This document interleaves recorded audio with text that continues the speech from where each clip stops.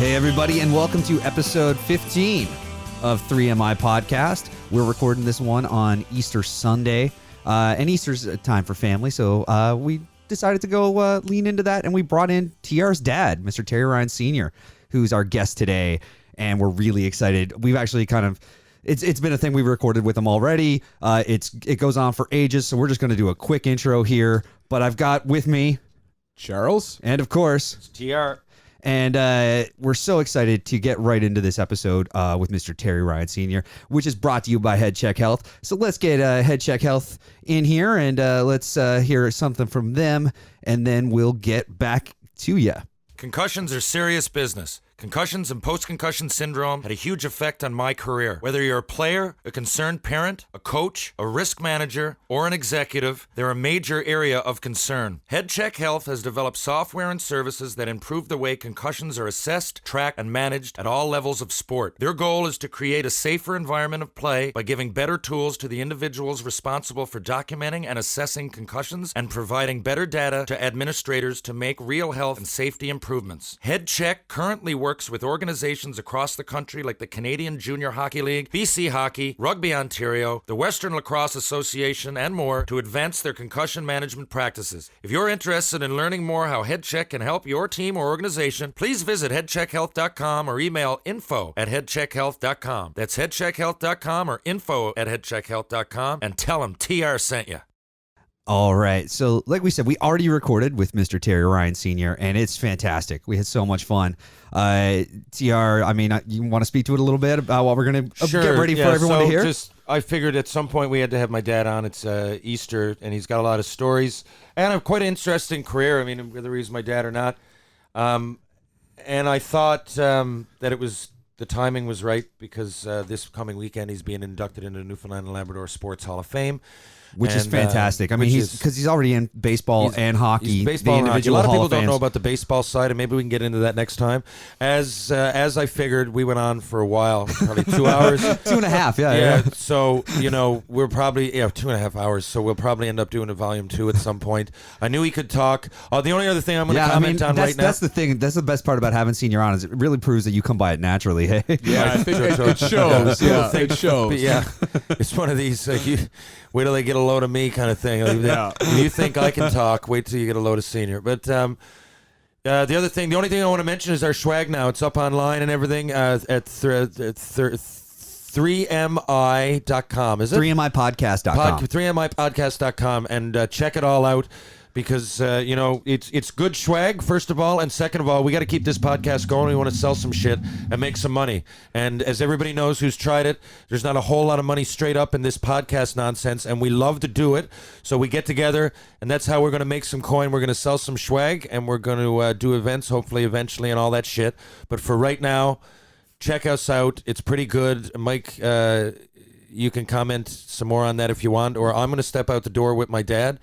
If you guys don't mind, so happy Easter, and I got to take off. Well, yeah, I think we've got some great stuff there, and there's always going to be more coming out. And in the meantime, what we'll do right now is actually just throw straight to the interview with TR Sr. that rolls into some hashtag hot takes and some talk about the playoffs and what's going on. We get into it. We get into it all. We do. And I think with that, we can just call it Happy Easter. There's a mention of the Colonel working Elvis to death in there that I really like. There's some great stuff there. But yeah, so we're going to throw to that interview, and then we'll talk to you, after that. Yeah. All right. Cheers.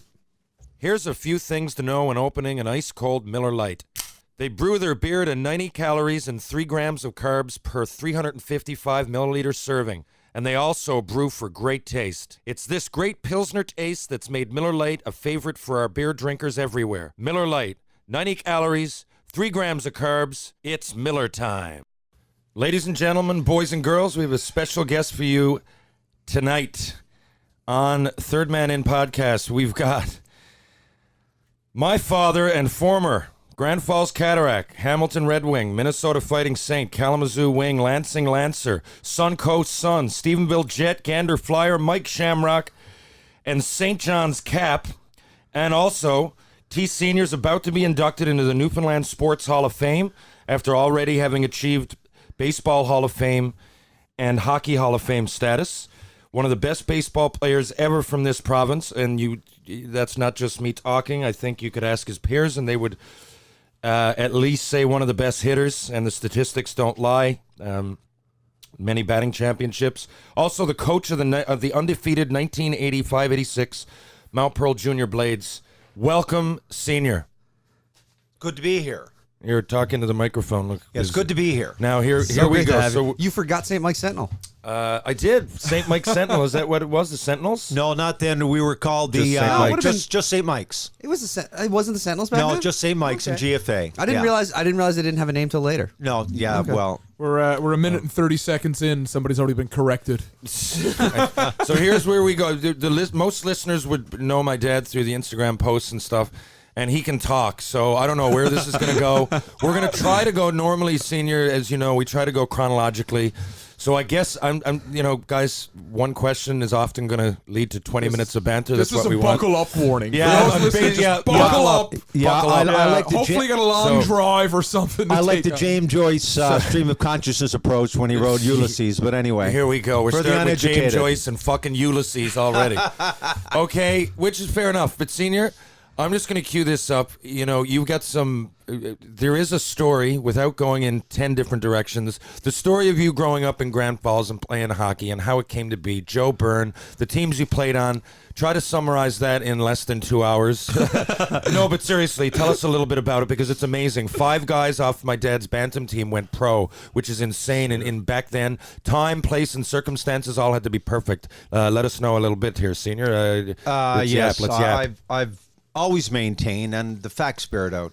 It was the greatest midget team, without a doubt. I don't even have to think in the history of Newfoundland. We had at the end of our midget, we won 2 bantam, 2 midget, never lost a game.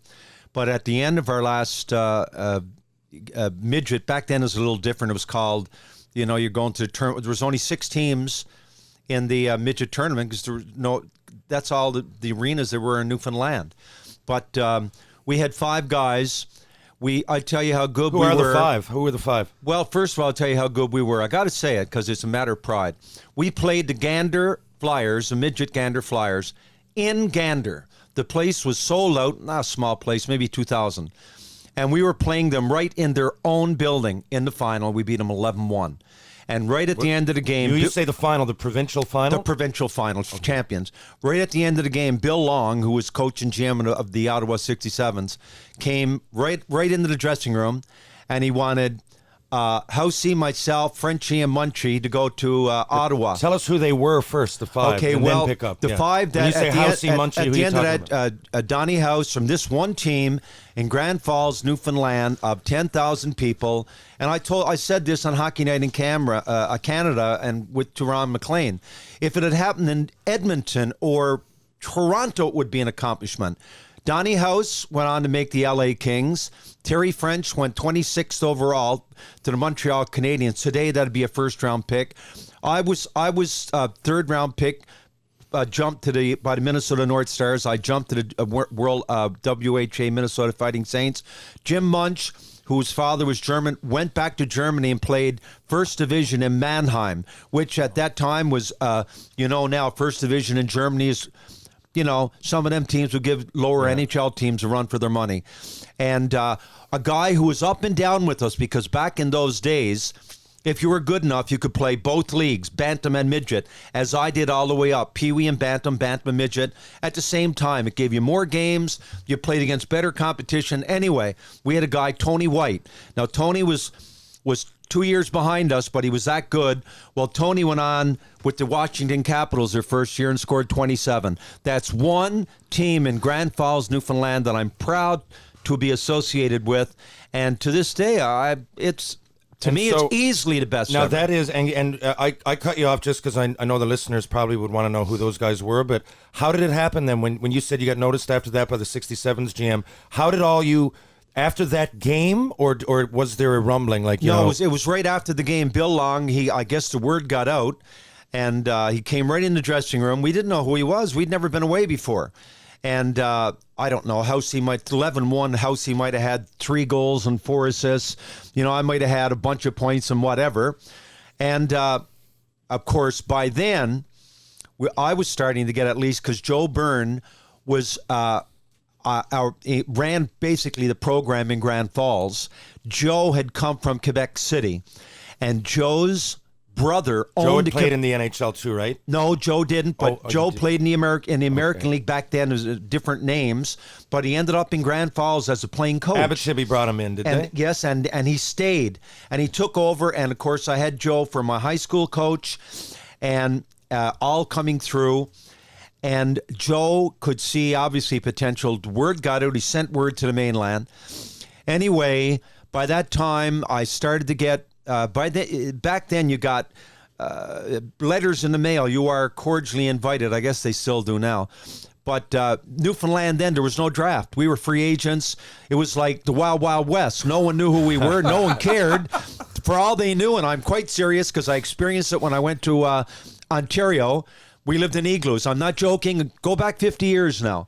And so, Housey, I want to go to the junior team that I want to play. I don't want to go and play tier 2 and then be brought up. Housey, Frenchie, Munchie ends up going to Laval, and he ends up coming home Christmas because we'd all come home at Christmas. And by that time, Housey had gone to the Ottawa 67s. Frenchie had gone to the Ottawa 67s. Now, let me tell you who Ottawa had. They didn't play right away. Housey played very little. I ended up going because Joe to the Hamilton Red Wings. I figured, hey, they finished. Was Ottawa an option for you? Yes, certainly was. Oh, I didn't know that ever. Oh, yeah. Well, they all did. Junior Canadians, Toronto Marlboros. So you picked Hamilton. Everyone. Yeah, I picked. Oh, well, Jesus. number one. I can't number believe one, there's something I because don't know I was an about this story. academic kid. I Saved it for the wasn't going to go podcast. to a place without a university. So that Niagara Falls was out. Niagara Falls Flyers I had when Hep Ems was running them then. Bobby Orr, whatever. They were farm club for the Boston Bruins. No, I'm not going there. St. Catharines, Brock University. I wasn't interested in Brock. Small place. Dion, whatever. Christ, from Grand Falls throwing now shade. Marley's I thought about, but Joe knew Eddie Bush, who had played for the Quebec Aces. And by the way, getting back to, Joe's brother owned the Quebec Aces when John Beliveau played. So this is when Beliveau stayed in Quebec when Montreal wanted him, but they were making more money in Quebec. So Joe says, Terry, I got a spot for you. Eddie Bush called in Hamilton. I wanted to find out, well, McMaster University. Good university. That fits in. Where'd they finish, Joe? Back then, only 10 teams in the OHA. OHA then, OHL now. Now there's 20-odd. So picture 6-team NHL, squat all those numbers of players into 10 teams. So where'd they finish, Joe? 9th. Wow, got a good chance there. Wow. So I didn't go, and believe it or not, one of the Christian brothers that taught me, I actually got, and I thought about it after. I said that would have been nice, but I wouldn't have changed it. I had a full scholarship to the University of Notre Dame. Lefty Smith wrote me, and as a matter of fact, now I've dropped into the University of Notre Dame, driving out to see you when we were in. You were in British Columbia. I drove through the States, and we dropped down, Gail and I, on the Notre Dame campus, and it was in between sessions. So we walked around, and the hockey arena was the Lefty Smith Convocation Center. But that's getting ahead of myself. No, and listen, I'm just steering you in a direction here. You keep going. Yes. But to put it in perspective There's for good story people. here. But yeah, It's good to put it in storyline. perspective for people. So your father, Clem, was a waiter, right? Your mom didn't work. You had 5 No. kids. Dad came from St. Joseph's Salmon So near this St. was Mary's important. Bay. So for you, but what I'm getting at is right now you'd need an agent for all that. Like you. Oh, yes. Even No, when no, I no. left, I had an agent within months of No leaving. agents then. So you had to do all. That's pretty grown up, mature thinking. Yeah, it As is. far as the McMaster. Yeah. But how that was number one because of the situation you grew up in. I'm not Yes. saying you were poor, but No, I couldn't you know, afford you weren't- university. Yeah, you couldn't afford much. But yeah. I was a 98%er in high Okay. school, and I deep You down knew I that- always wanted to get my degree, but I wanted to go to But where did that come from? No one in your family had it. So where did that drive to have because Dad always said, Terry, get an education. Dad had grade 5. he knew. Had come from a small Bay community. Never played baseball or hockey. Man, he just ended up in Grand Falls, marrying my mother. And when Dad died, it broke my heart. But he went to every practice in baseball, every game. He was I don't know if he was your typical dad, but He loved me so much that he just took it all in. And he always told me, Terry, get your education. And so it factored in. See, how old were you when you made that decision? I was 16. So at 16, like we get a lot of people who had to make, a decision pretty young. But not once had I heard, well, you know what? I'm going to fucking school. Like, no. I'm going, and not only that I'm going to fucking school, one, you avoided Hap M's, which yeah, I did. In hindsight, that is beautiful. I knew Donnie Lever, who played for Niagara Falls Flyers pretty well. Donnie came out my year. Donnie went 4th overall, played about 15 years in the NHL, scored over 400. But we'd always before the game, we'd be skating around. He'd say, Terry, he said, Jesus Christ, he said that fucking M's, and Hap M's would always be up front with the fedora on, smoking a pipe, and he was so cheap. And here was Lever, a superstar, and we just laughing. I'd say, well, he said, what's it like in Hamilton? I said, geez, I don't know. I get treated pretty well in there. We don't have a great team, Donnie, but neither did he. He should have gone number 1 that year. The facts bear me out. Number 1 was Billy Harris on the Marlboros. Who was on Harris's line? Shutt, number 5. Gardner, number 7. Number 1 line in Canada. Donnie Lever, nobody.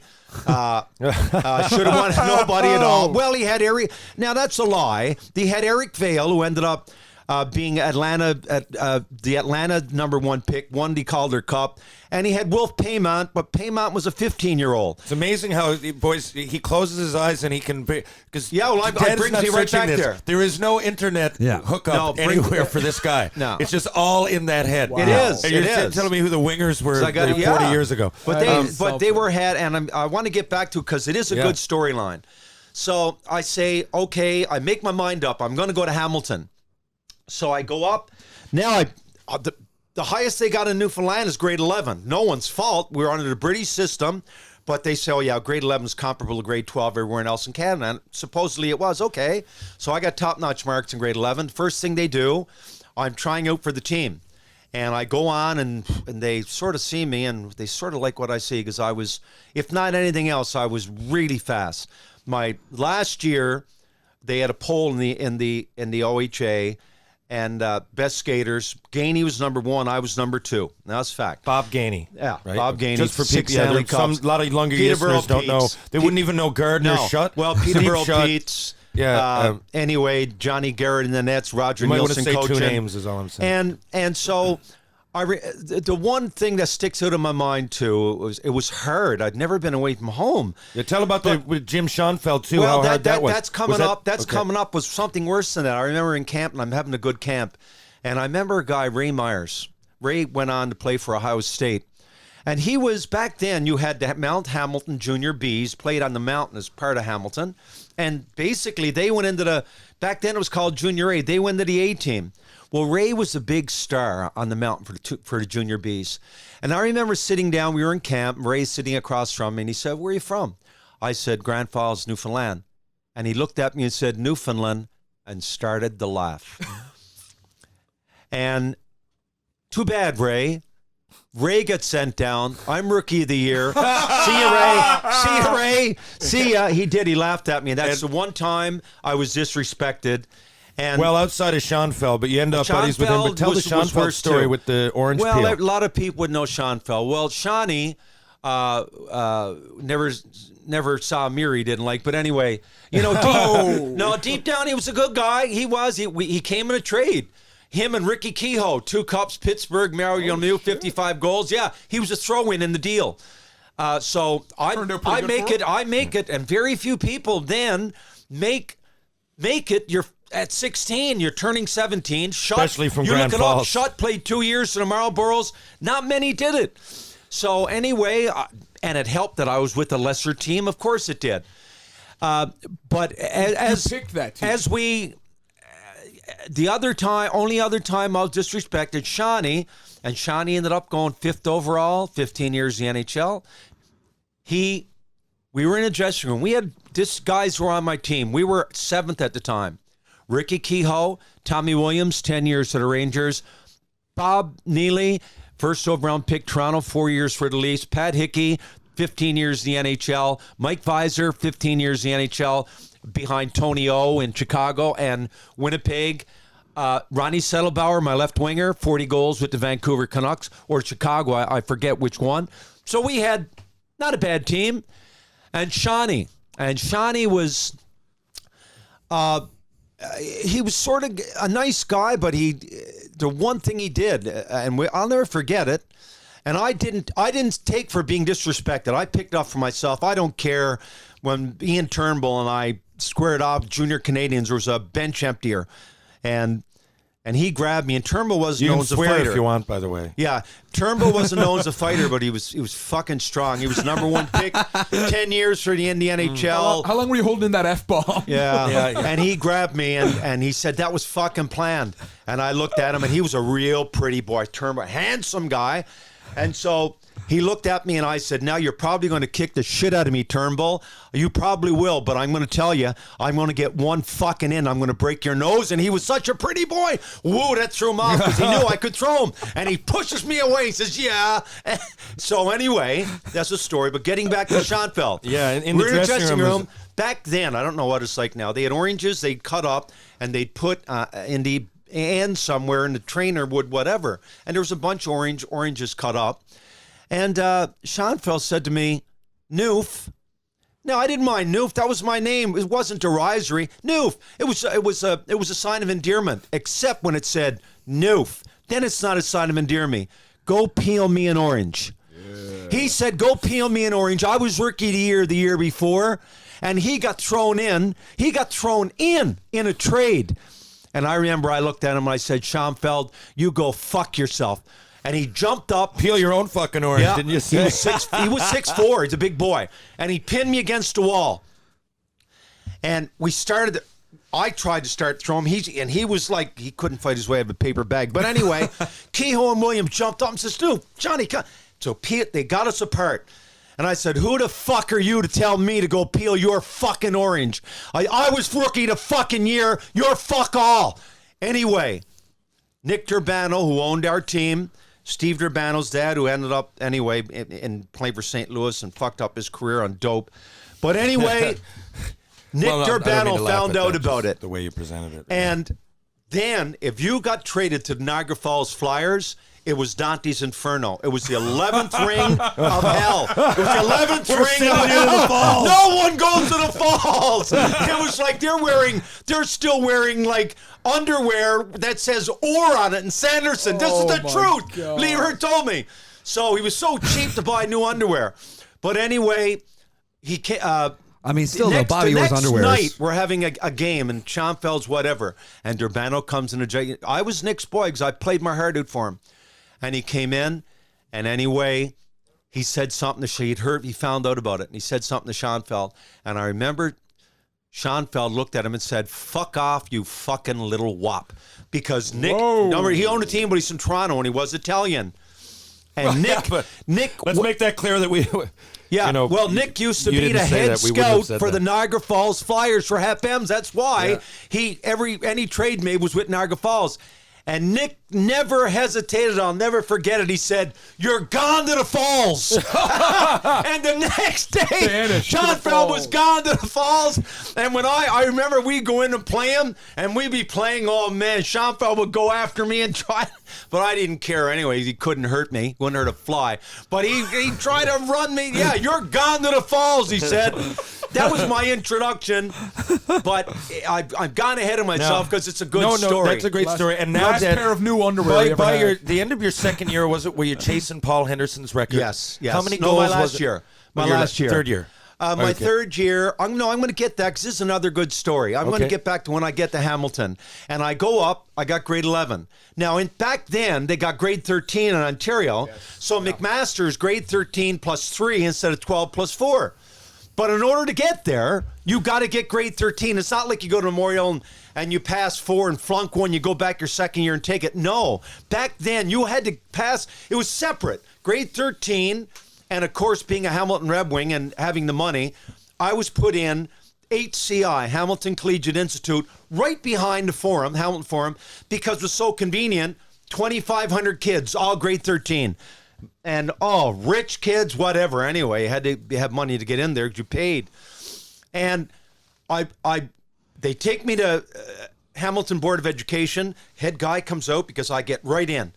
And he looks at my marks. Oh, Terry, you'll have no problem. No problem at all. Anyway, they put me in grade 13. Buy everything, of course, everything. Now, I'm thinking, I got my eye in the ball. This is like first-year memorial. So and the team is paying for everything. Wow. But I could never do it again. Every day, I'm getting an A in history, A in French, a C in English, a B in something else, but in math, we hadn't done calculus. I hadn't done it. I did algebra and trigonometry, and we're doing integration, differentiation, and I'm lost, and I don't miss any classes. And you talk about people that can influence your life. I remember it was April. We didn't make the playoffs that year. We tied with the Oshawa Generals, and back then it didn't go on wins or goals for. If you tied, you played off. Oshawa had Terry O'Reilly, Bob the Hound Kelly, Bobby Stewart, Ricky Middleton. They had a good team. So we tied with them. So they said, well, we can't give Oshawa the home ice. We can't give the Hound. Guess what? Money making, of course. We're going to have them play in Maple Leaf Gardens. Beautiful. 12,000. No one in Toronto had any skin in the game. 12,000. So we go out. We're tied at the end of regulation. Then there's no sudden death. I don't know why. It's 10 minutes overtime. Bang, bang, we score. 4-2. O'Reilly scores 4-3. Someone else scores 4-4. I said, my God, I'll never forget it because I've spoken to my buddy, Mike Visor. We call him Wormy. He's now running a rink in New Orleans. Wow. Wormy called me about 8 months ago, going over old times. And Machine Gun Tommy Simpson, we called him. He had the cannon. Played for St. Louis Blues maybe 6-7 years and in WHA Toros. He got the puck and he cut down the right side. I was on the ice. I can see it. He could bomb it and he'd shoot it from anywhere. And he was nearly in the corner. Picture this, right side going down towards the Queen, Maple Leaf Gardens, because they had a big picture of the Queen. He's nearly on, if you take the crease and extend the line straight off into the corner, you all know what I mean. Yep. He's about 10 feet out from hitting the end of the boards, and Simpson lets it go. If Visor lets it go, it just goes across the other end of the ice. Instead, Wormy is hugging the post. He puts his blocker out, which the puck hits at a right angle, goes up in the air, comes down, hits him in the back of the neck, drops in the net 15 seconds ago. We lose 5-4. That's okay. That's okay. We go in the dressing room. We're sitting around. I'm crying. I don't know how to take it. My first, Ken Sobel, who owned the Hamilton Red Wings, owned a bunch. CHCH, now you can see it on Hamilton TV. He owns a bunch of TV stations, radio stations. I'll never forget this. Eddie Bush was so good to me. Ken Sobel walks right into the dressing room. He walks over to Eddie Bush and he says, Eddie, you're fired. Whoa. Oh, and I'm like, wow. We go back out. Getting ahead of myself again, but it's a good story. Welcome to the, whatever. And getting back and boom, boom, because I'm stream of consciousness, like I say. You don't have to. You're not getting ahead of yourself. These are good stories. It doesn't have to be exactly chronological. You're right. Before you're done with Hamilton, talk about the goal. Or you were going for Paul Henderson's record. He's a name that people know. That's a good story too. My last year was my breakout year. I had 23. My first year, I only had 4 at Christmas time. Bushy stuck with me, and the 54 game schedule. Then we went to 63 the next year, but the second half of the year, I matched Perreault and Dion in goals scored. Gilles Perreault and Marcel Dion. That is. A lot of people that are the last 20, I think 25 games, I got 20 goals. I ended up with 23 goals, and my last game of the year was in Hamilton against Kitchener Rangers. Bill Barber, Larry Robinson. But one sec, is this? Are you my talking rookie about year? Oh, the rookie. My rookie year. I go from 19 to 23. Okay. I score 4. So fast forward. My second year, I get 22 goals. It's still not bad, but it's sort of a setback. My last year, my first game, I get a hat. I'm off and running. My draft year, because then you had to be 20, and I have 47 goals. My last 3 games are at home in Hamilton. And what was the record? The record was Paul Henderson had the record, and a lot of good players went through the Hamilton Red Wings. Pitt, Martin, What was the record, Peter though? Mahovsky, 49? 49. Okay, and you had 47 with 3 games left. They took Henderson in every game from Toronto with the puck to hand to me, congratulating me for breaking his record. I got 3 games in a row at home. God damn it. I think I got 6 or 7 points, all assists, posts, crossbars, never broke it. Henderson said, "Good try, kid." That's all I could do. Now listen, okay, and so And then that's just like a couple months after that, because that's the 71-72 season. A couple months after that, Henderson scores the Summit Series goal. I didn't realize that. And it would have had to be. It was because this was. Yes. how did you not realize that? I Gave just him the forgot about confidence it, I he guess. needed. Yeah, I guess the timing, yeah. So and around that year, so 72, you make the jump. Now, you chose. Make this clear. You Yeah. got drafted into the WHA Yeah. and the NHL. Yeah. Why exactly did you pick the WHA? Well, what was the Minnesota Fighting Saints had to Would offer? I have to do it over? Yeah, and I'll tell you why. Different time. People don't realize. My coach is Harry Neal, who went on to coach Your coach in junior. and my last year junior. Now my second year coach is Billy Harris, 4 cups at the Leafs, best coach I ever had. But Harry and Bill, best of buddies. Billy said, "No, I don't want to go back. Harry, you take it." So Nick gave it to Harry. He went on 15 years coaching GM, Detroit and Vancouver. And Harry and I was Harry's boy, meaning I was the main guy in the team, scoring and got anyway. He looked into the So dressing room. Harry tells me he's got it set up. Minnesota Fighting Saints, a new league go on to go, and they draft me in the second round, and here's what they're offering. Okay, you got to picture this. The Minnesota Fighting Saints offer, because they're trying to attract juniors, of course, good juniors. I get a brand new Dodge Charger every year.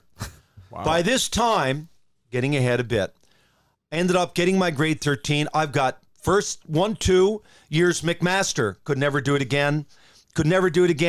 Road trip, Peterborough, Ottawa, Montreal. Back in Hamilton, 3 a.m. French class, 8 o'clock in the morning. I did it because I remembered, Dad, I had to get my schooling. All paid for. So I've got 3 years university by now. I only got 1 year left. Minnesota are offering completion, pay all my studies, completion of my undergraduate degree in French. Their new Charger every year. My lawyer's fees are paid for. Larry Robinson, you read his biography, you read Darryl Sittler. Darryl Sittler went 8th overall. Robinson went 16. They signed for $8,000. They're offering me 15 to sign, 15 to play. Average NHL then was 12. 15 to play, but here's the kicker. People are thinking, well, they're all thinking league's going to go under. No, I had Davey Keon's lawyer. Okay. Top-notch lawyer in 36th floor Toronto Dominion Center. I can see it. I went in with Jim Stevens was his name. Jimmy Harrison, who went on for the Bruins and the Oilers, came out after I went in.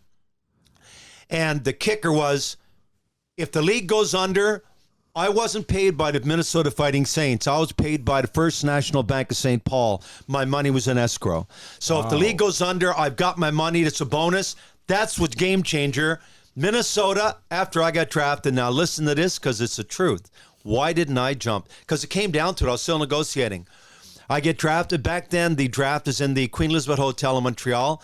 And it's a joke. No one goes to it. It's only, a handful of people. So I get a phone call. Teddy O'Connor, head scout, Minnesota North Stars. Terry, yes, sir. We just drafted you, Minnesota North Stars. Just drafted. Okay, thank you very much, sir. Meanwhile, it's the 3rd round. Disappointed, of course. Were you disappointed with Absolutely. 3rd round? You thought you were going to go higher. I had gone up. Harry Neal, when Marlies were playing the Peterborough Petes in the OHA final, Neely and Visor got traded to Peterborough to bolster team with Gainey. Marley's got number 1 ranked team in Canada, 8 number 1 picks. You want me to name them? Let's start with Shutt, Gardner, Harris, Daly, 2 cups, Cuddy, Barrett, Dillon. Let's go on and on. Got no guts. Gainey ran him out of the rink and Neely. Anyway, Harry brings me over, George Armstrong and Johnny Bauer.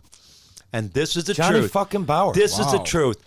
Harry brings me over. He says, Terry, Johnny Bauer. Johnny Bauer, I'd always see him up there because in Hamilton, like all the play, had scouts only. You'd see where the scouts were before the game.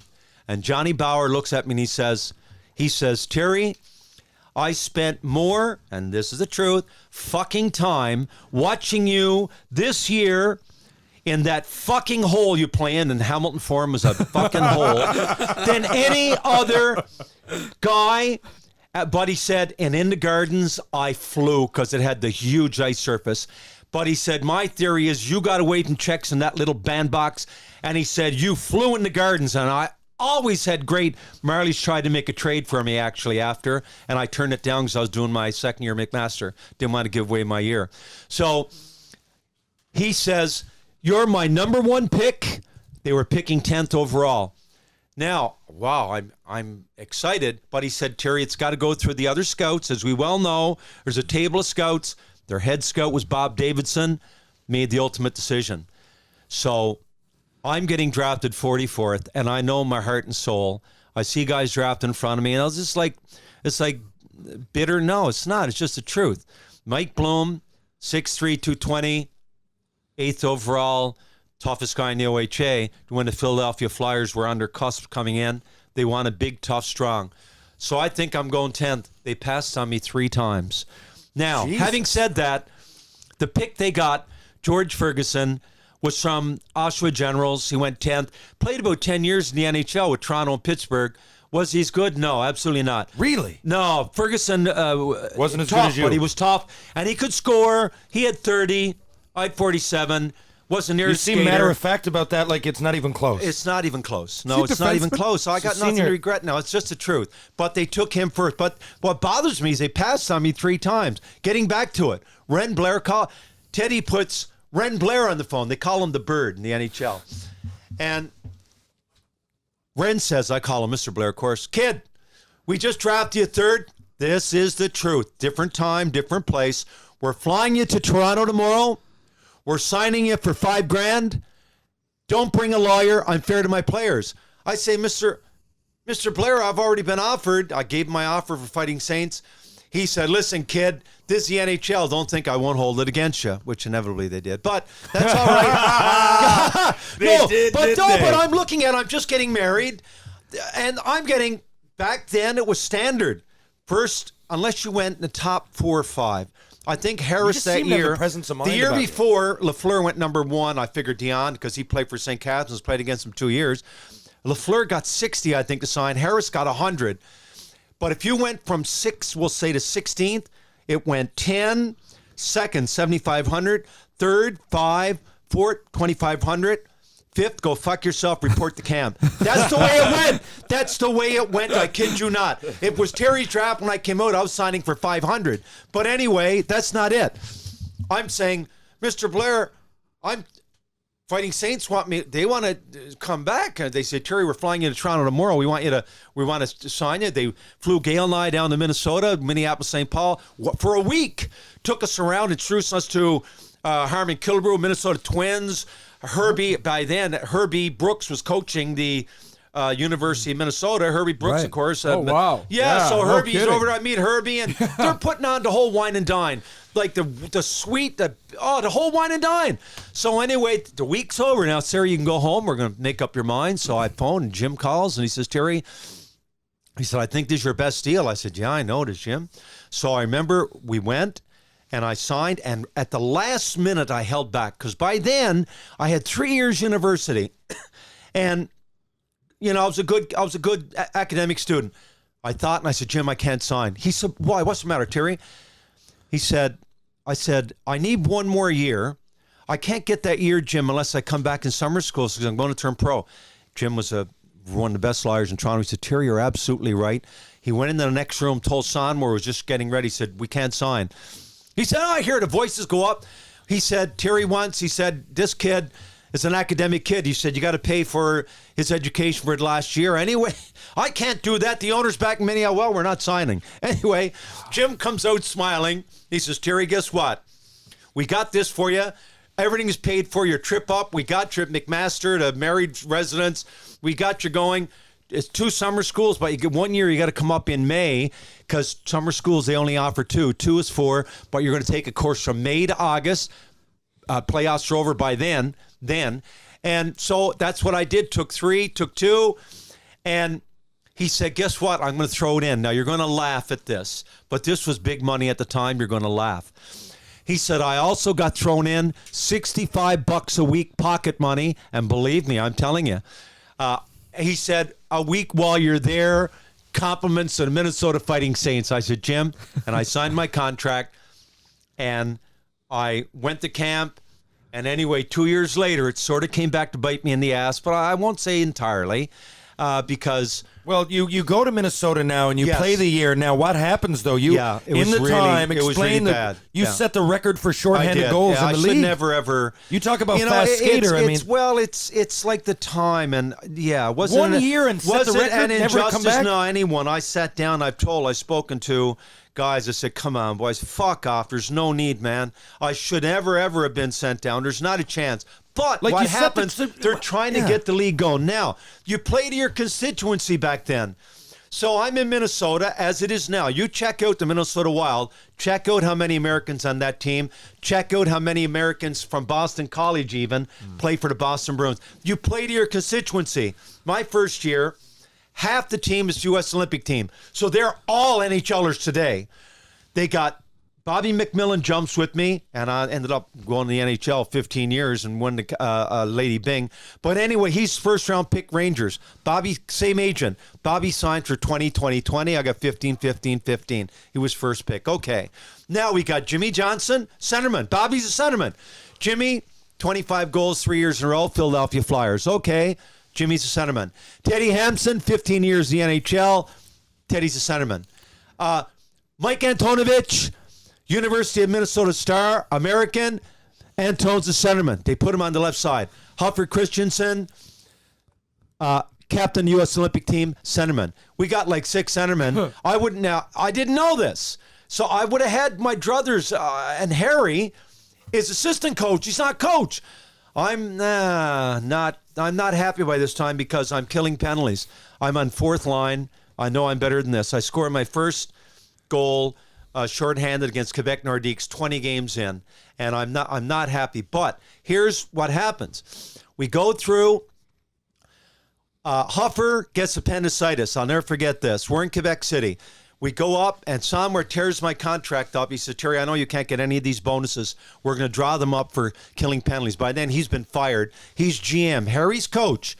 So Harry says, Terry, I don't give a fuck. You're killing every penalty. I don't give a fuck if there's 20 seconds left, but you're killing, because he knew he'd done it. He knew that Harry had a lot to do with me going there. I'd been fucked a bit. So he said, okay, and they drew up right then. We're going to transpose when we get back, shorthanded goals. I get 15 games to play regularly. Huffer's out. I get 7 goals, 6 assists in 15 games. That night, I go out, Nordiques, they've got Marc Tardif, they've got J.C. Tremblay, like a bunch of NHLers, all French, and the Colisée is sold out. I scored 2 goals in 17 seconds. Okay, I had the record there for a while.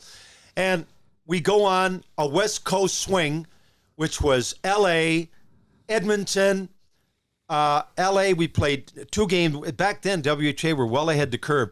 We go into L.A. on a Friday, play Saturday, Sunday off, play Thursday, play Friday, Saturday off, play Sunday. We'd be in L.A. for like a week, loving it, driving around Hollywood and whatever. Anyway, 2 games in L.A. We on our way back, Winnipeg and Edmonton. I score 4 shorthanded goals, 3 game winners. Jesus. 3 game winners. That's a weekend. We're in a bar in Philadelphia with the Philadelphia Flyers, Bob Kelly and Doug Favell, and a bunch of the boys. So we're having a bar, and I remember Bobby McMillan looked at me. Bobby Mack says, Jesus, Terry, I can't believe it. At the time, I got 10 goals. Mac got 9. Hasn't missed a shift. And he said, I can't believe that you got more goals than I got.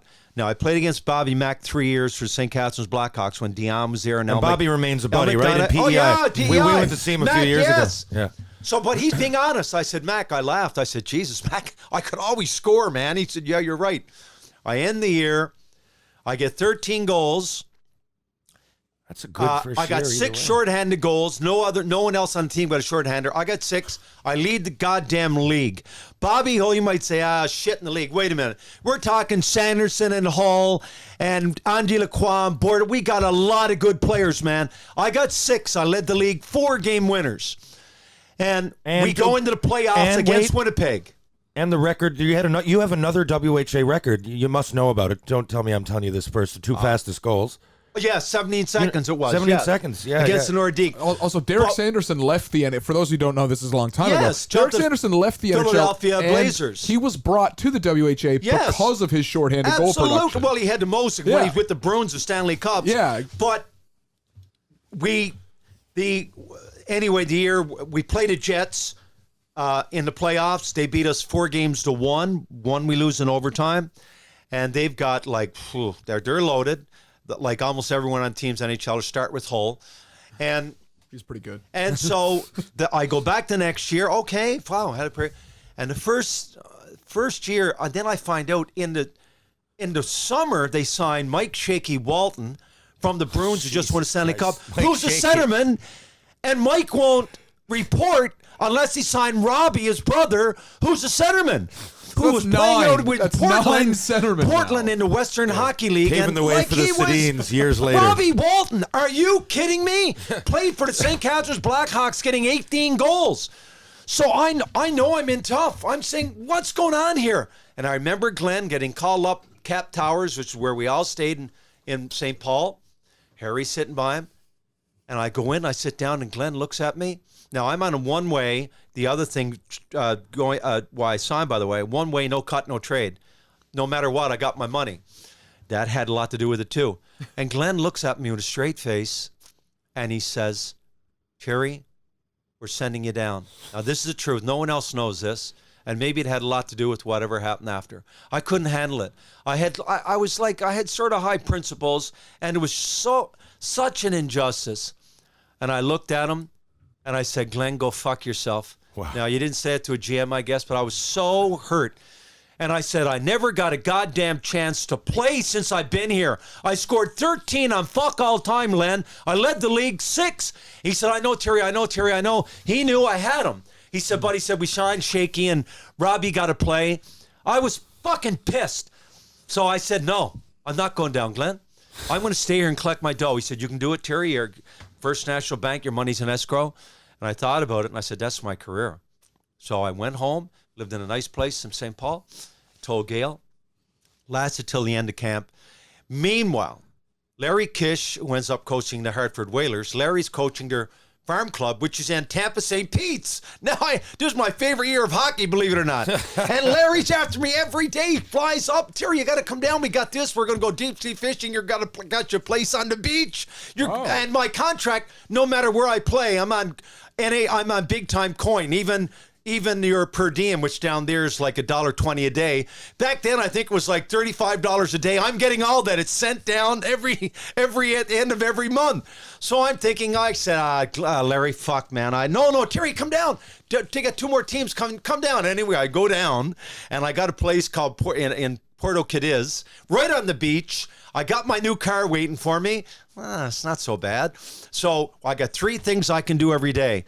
Go deep sea fishing, go to the beach, or go to Disney World, an hour and a half away. So I think about it. I'm getting my coin now. It was the WHA farm clubs because the American League wouldn't take you. They won 17, but they wouldn't. But at the same time, all the teams there were WHA. We were Minnesota, Chicago, and New England. So they were all guys that have been up in the WHA. So, I'm off and running. I rip it up. And I love it, but when I get there, I'm loving it. This is like, wow. Now, if ever there was a mistake I made, this might have been it, but I don't know. I don't look back. They tried to dump my contract. They gave the North Stars permission to talk to me halfway through. Okay. Somber calls and says, Terry, Ren Blair, well, I was just talking to him. We're going to they've guaranteed to take your contract. Everything guaranteed, everything. Okay, Ren's going to call you. Blair calls me, says, Terry, we got a spot for you right now. Not with the North Stars. But Blair, I know, deep down, really liked me. He must have. It was going to be with the Phoenix. They had a team in the Western Hockey League, Phoenix Roadrunners. Western Hockey League was top-notch, different, like AHL, but it was in the West, San Diego. Woo, if I'd gone there. Right now, we got your contract. You're nothing going to be missed. I was leading the league Cincinnati and Phoenix were coming into the WHA the next year, and I thought about it, and I said, now maybe things would have been different. I don't know, differently. And I said, no, Mr. Blair, I'm going to stay. Anyway, they did come in. I ended up finishing third in scoring. I do get drafted. They have an interleague draft. Ninth out of 20 by the Phoenix Roadrunners. Problem is, Phoenix keeps their team as is, out in the cold. Contract's up, no contract. Got to go back to the North Stars. They own my contract. I know they're not going to love me. But I can still play. I go to my camp, and I'm not joking, and I'm telling the truth. I should have made that team. When we went on for our first, as guys know, 2 practices a day, playing in the old Met, straight across from where the Twins played. JP Parise, they used to come over, the North Stars, they were played Minneapolis, and watch all our games in St. Paul. And we'd go over and watch some of theirs. Now, having said that, they had the best team in the West. JP Parise, Cesar Maniago, Bill Goldsworthy, Jude Drouin, Fred Stanfield, Dennis. Anyway, they were loaded. But I'm having a great camp because I can skate. Now, they got Dennis, what was his last? Real tough guy in the NHL. He couldn't skate from A to B, but he scored and he was tough. And Freddie Stanfield. Stanfield was just coming off the Bruins. I'm saying, how in the fuck? He can't go from A to B. He's slow. He had the great shot. I take every draw from Freddie Stanfield. Guys are getting pissed off because they got the team split up. And I remember I'm against Dennis. I wish God I can't remember the name. People Hextall. That's it. Dennis Hextall. I take one from Hextall. Good work, Mike. He Do what I can, guys. He two-hands the stick out of my hands right across the rink into the boards. Now I don't know what to do, really. Sounds like this a is Hextall. Dennis Hextall. Sounds like a Hextall. If I fight, I'm going to get the living shit kicked out of me because he's one of the toughest in the NHL. I didn't know how to take it, so I skated across, picked up my stick, went through camp, had a great camp. I knew. So Jackie Gordon, who's a moron, Blair had been fired. He's the infamous coach, Cam Neely, to the Boston Bruins for, I forget the guy, played in the Western League. You can look it up, the infamous trade. Rick, I think anyway, Neely to the Bruins. Jackie sitting there, and sometimes you wonder how people get to this level. Pedersen. What was his first name? Barry Pedersen, that's it. Played for the, I think, New Westminster Bruins. I think so. Anyway, and Jackie looks at me, says, Terry, we're going to send you down. Okay, I anticipated this. Okay, Jackie, we got a new franchise starting. Reason why I'm there, Paul Bright, who's a great guy, used to be assistant GM for the LA Kings. He's starting a new franchise in Lansing, Michigan. There's going to be North Stars, one of their farm clubs. And the I then is not like the I now. It's like on a par with the A, except we were younger, but like all kinds of guys are going to the NHL. So I said, okay, Donnie Hayes, my right winger, goes on to coach 15 years, the NHL, Team Canada. He's my right winger. Donnie wouldn't put the puck in the ocean standing on a wall. But anyway, Donnie only played 1 year, gave it up, went back to assistant coach in Kamloops. The rest is history. So we're in Lansing. Once again, I'm ripping it. I'm third in scoring. So Paul, he wanted me, picked me out at camp. He said, I want that guy. And I'm going like, So Paul's, okay. I said, Terry, you got to come down. Let me sit down with you. Let me sit down. Now, meanwhile, the year before, I'm making 15. And that's WHA. And by this time, I got a degree. My first degree. I was going to ask that. I was going to ask if you ever 2 years later, so I'd gone, did my at McMaster. So I got a Good job. First undergraduate from degree at McMaster. I got, believe it, French degree and degree in medieval history. So Jesus. anyway, I did not know that. yeah. So Jackie says, we want you to go down. Okay, Paul says, Terry, we sit down. I'll never forget this. Paul always smoked the big cigars. Guys then, and in the NHL even, because I found this out when I ended up going to Kalamazoo. Guy played from Hamilton, Mike Federico, 4th round pick, Chicago Blackhawks. This would have been around 1975, 76. I said, Fides, we're talking. He doesn't know how much I'm making. Lindsay, I had a separate deal with the Red Wings with Lindsay. Fides, we just came up. I said, Terry, I'm making $250 a week. Now they're still making $250 a week, I guess. 4th round pick. Anyway, Paul sits down. And he says, Terry, I said, Paul, man, I just, fuck, I'm broken now. I said, I don't want to play, man. He said, well, Terry, we'll give you $500 a week. $500 a week? Fuck off, Paul. That's big money for the eye. I said, no. I said, Paul, I can make that home double teaching, man. Well, Terry, and he's smoking a cigar. He said, I got a guy here, John Gravel, played his lifetime in the eye. He said he's only making like $550. I said, Paul, ain't going to work. So he said, well, what's going to make your work? Now, Paul owns a team. His wife is professor of law at Michigan State. That's where it was in Lansing, Michigan, MSU. So I said, Paul, here's what. He said, I'll tell you what. He said, Jesus Christ, Terry, you can't tell Graveller. If this gets out, I said, Paul, don't worry. This is personal between me and you. So and everybody listening to this program. I don't know the statute of limitations. I get him to 7.5 a week. I'm making more. People are going to lie. I'm making more in the eye than I was with Minnesota Fire. 7.5 a week. Get the car. Anyway, I play. Halfway through, Muskegon calls New York Islanders. They're number one. They're number one overall. They're going for the Turner Cup back then it was called. They want me. Oh, Jesus Christ. Anyway, Terry, Moose Lala wants you. And Lansing are going nowhere. They're like not going to make playoffs. So I said, I'll give it a try. Go to Muskegon. And it's about 2 hours from Detroit, but it's got a really, really good minor league team. I don't think any of them went to the NHL, but they were really good minor leaguers. Murray Spockflagel from Regina Pats who played in Omaha and Central League. Anyway, they were really good.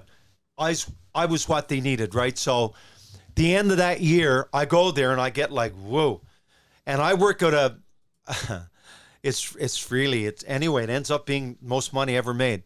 I go to, because now we got to work out bonuses, and I go to Moose Lalo. I got my salary. A guy led the league, Gary Ford, was making $450 a week.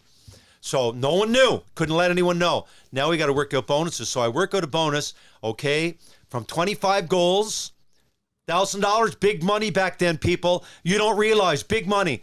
$1,000, 25,000 for 30, 1,000 for 35, 1,000 for 60 points.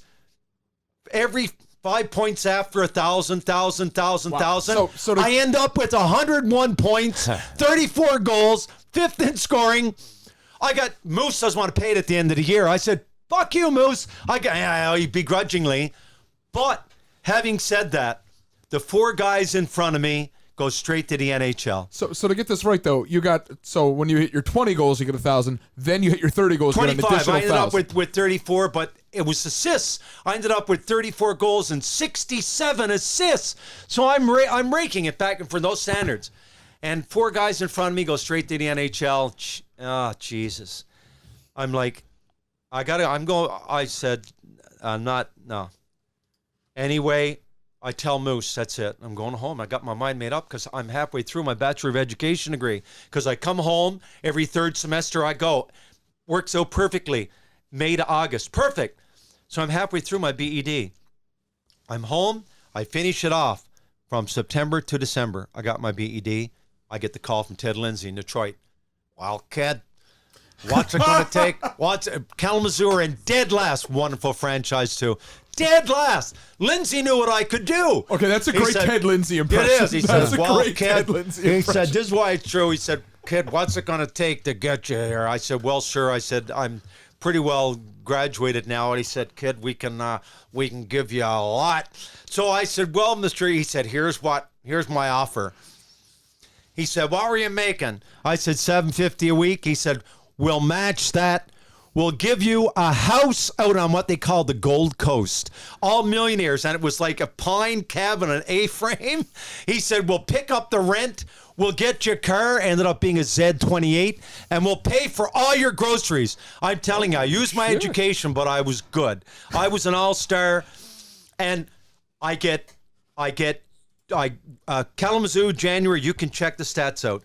January to the end of the season, 27 games played, 41 points.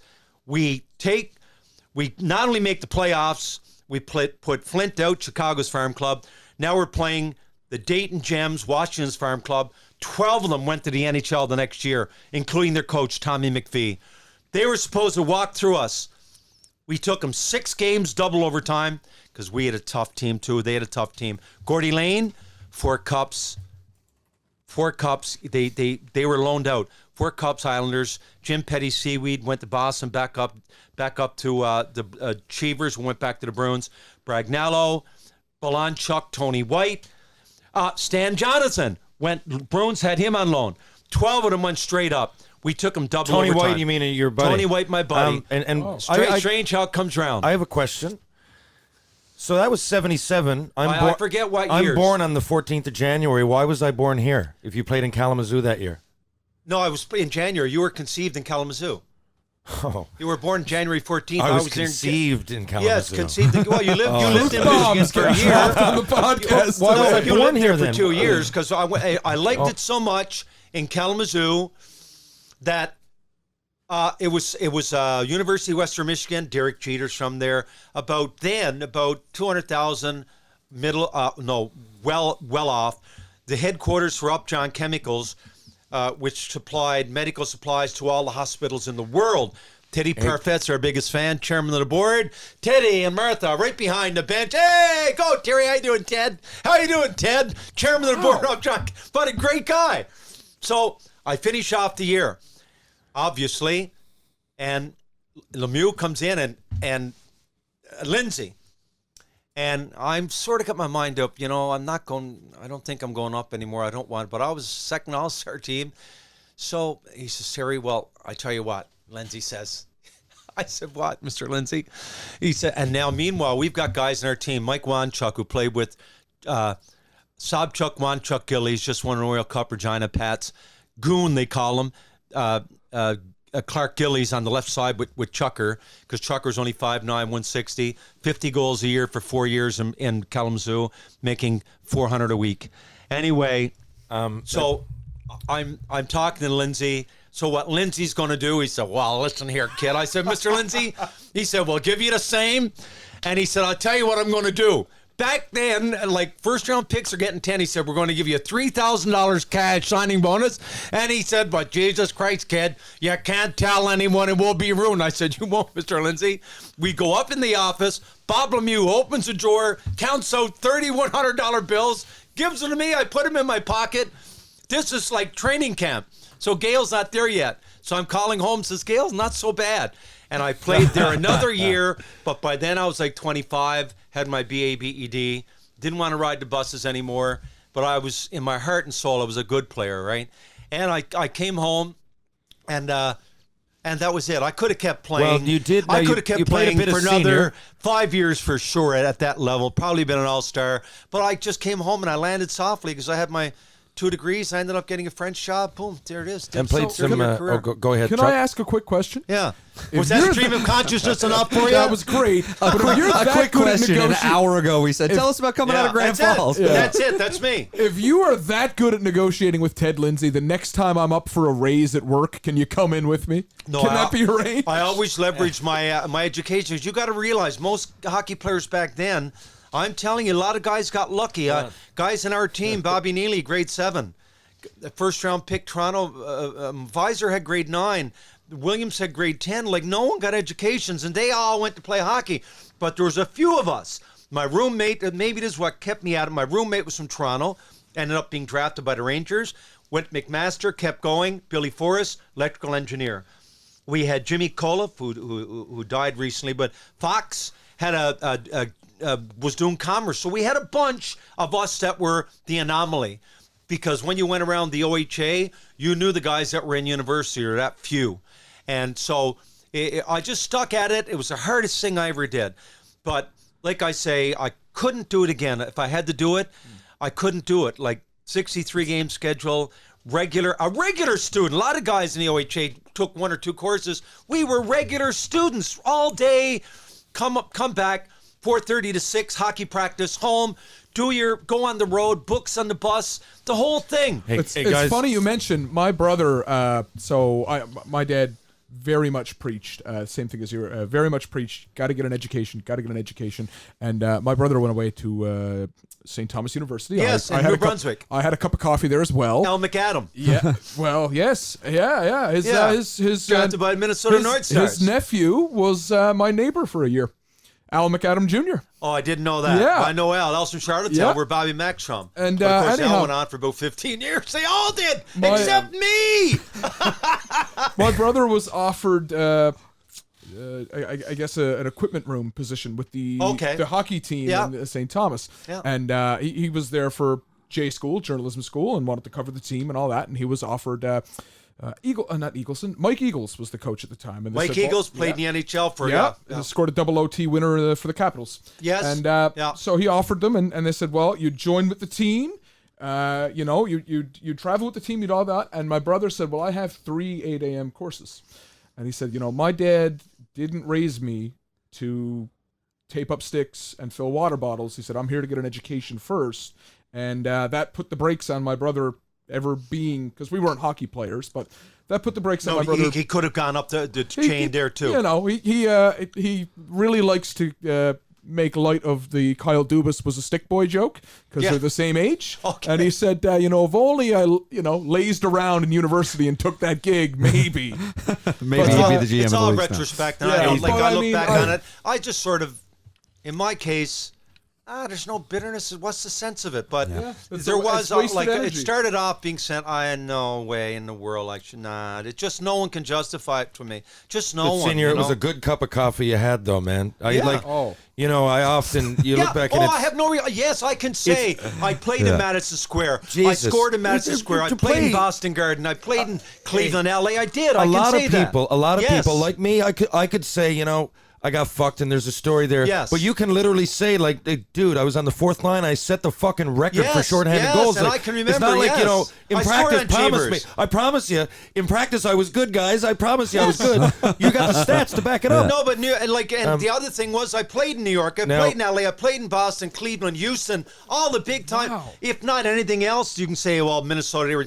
We were loaded with money. We were treated first class. We stayed in the Statler Hilton straight across from Madison Square in the Ambassador Hotel in L.A. where Bobby Kennedy was shot. But anyway, we were first class, so I got to say yes. Then I ended up experiencing Middle America, which was sort of not my cup of tea because anyway. But I experienced that and I enjoyed it. I enjoyed every minute. I met buddies. I traveled Senior, the I'm going world. to segue a little bit here and change not the subject, but you Good word, Terry. Very educated word. Go ahead. Yeah, well, there you school first, right? That's why I got a folklore degree.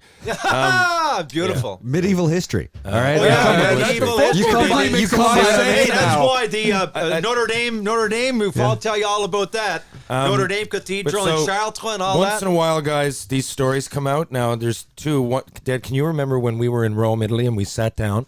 So we sat down. Yes. There's two that I just want to bring up because this is insane. We sat down at a restaurant that, just like anywhere else. It was in one of those plazas, Kappa, whatever. Trattorias on the sidewalk. Yeah, there you go. So, and we're in the middle of Rome. We didn't really know what was going on. And there's tourists, of course, but we weren't in any place that was more tourists than any other place. It was just a restaurant. And Terry, I interject. I have to thank you. Terry paid for everything, took me there for 2 weeks, and I'll never forget that. We had fun with the money when I had it, didn't we? Yeah, we did. That's it. I can't say I blew it because to blow it would mean, I think, sex, booze, and hookers or something, but it wasn't like that. Your divorce, she took, but not everything. But you blew.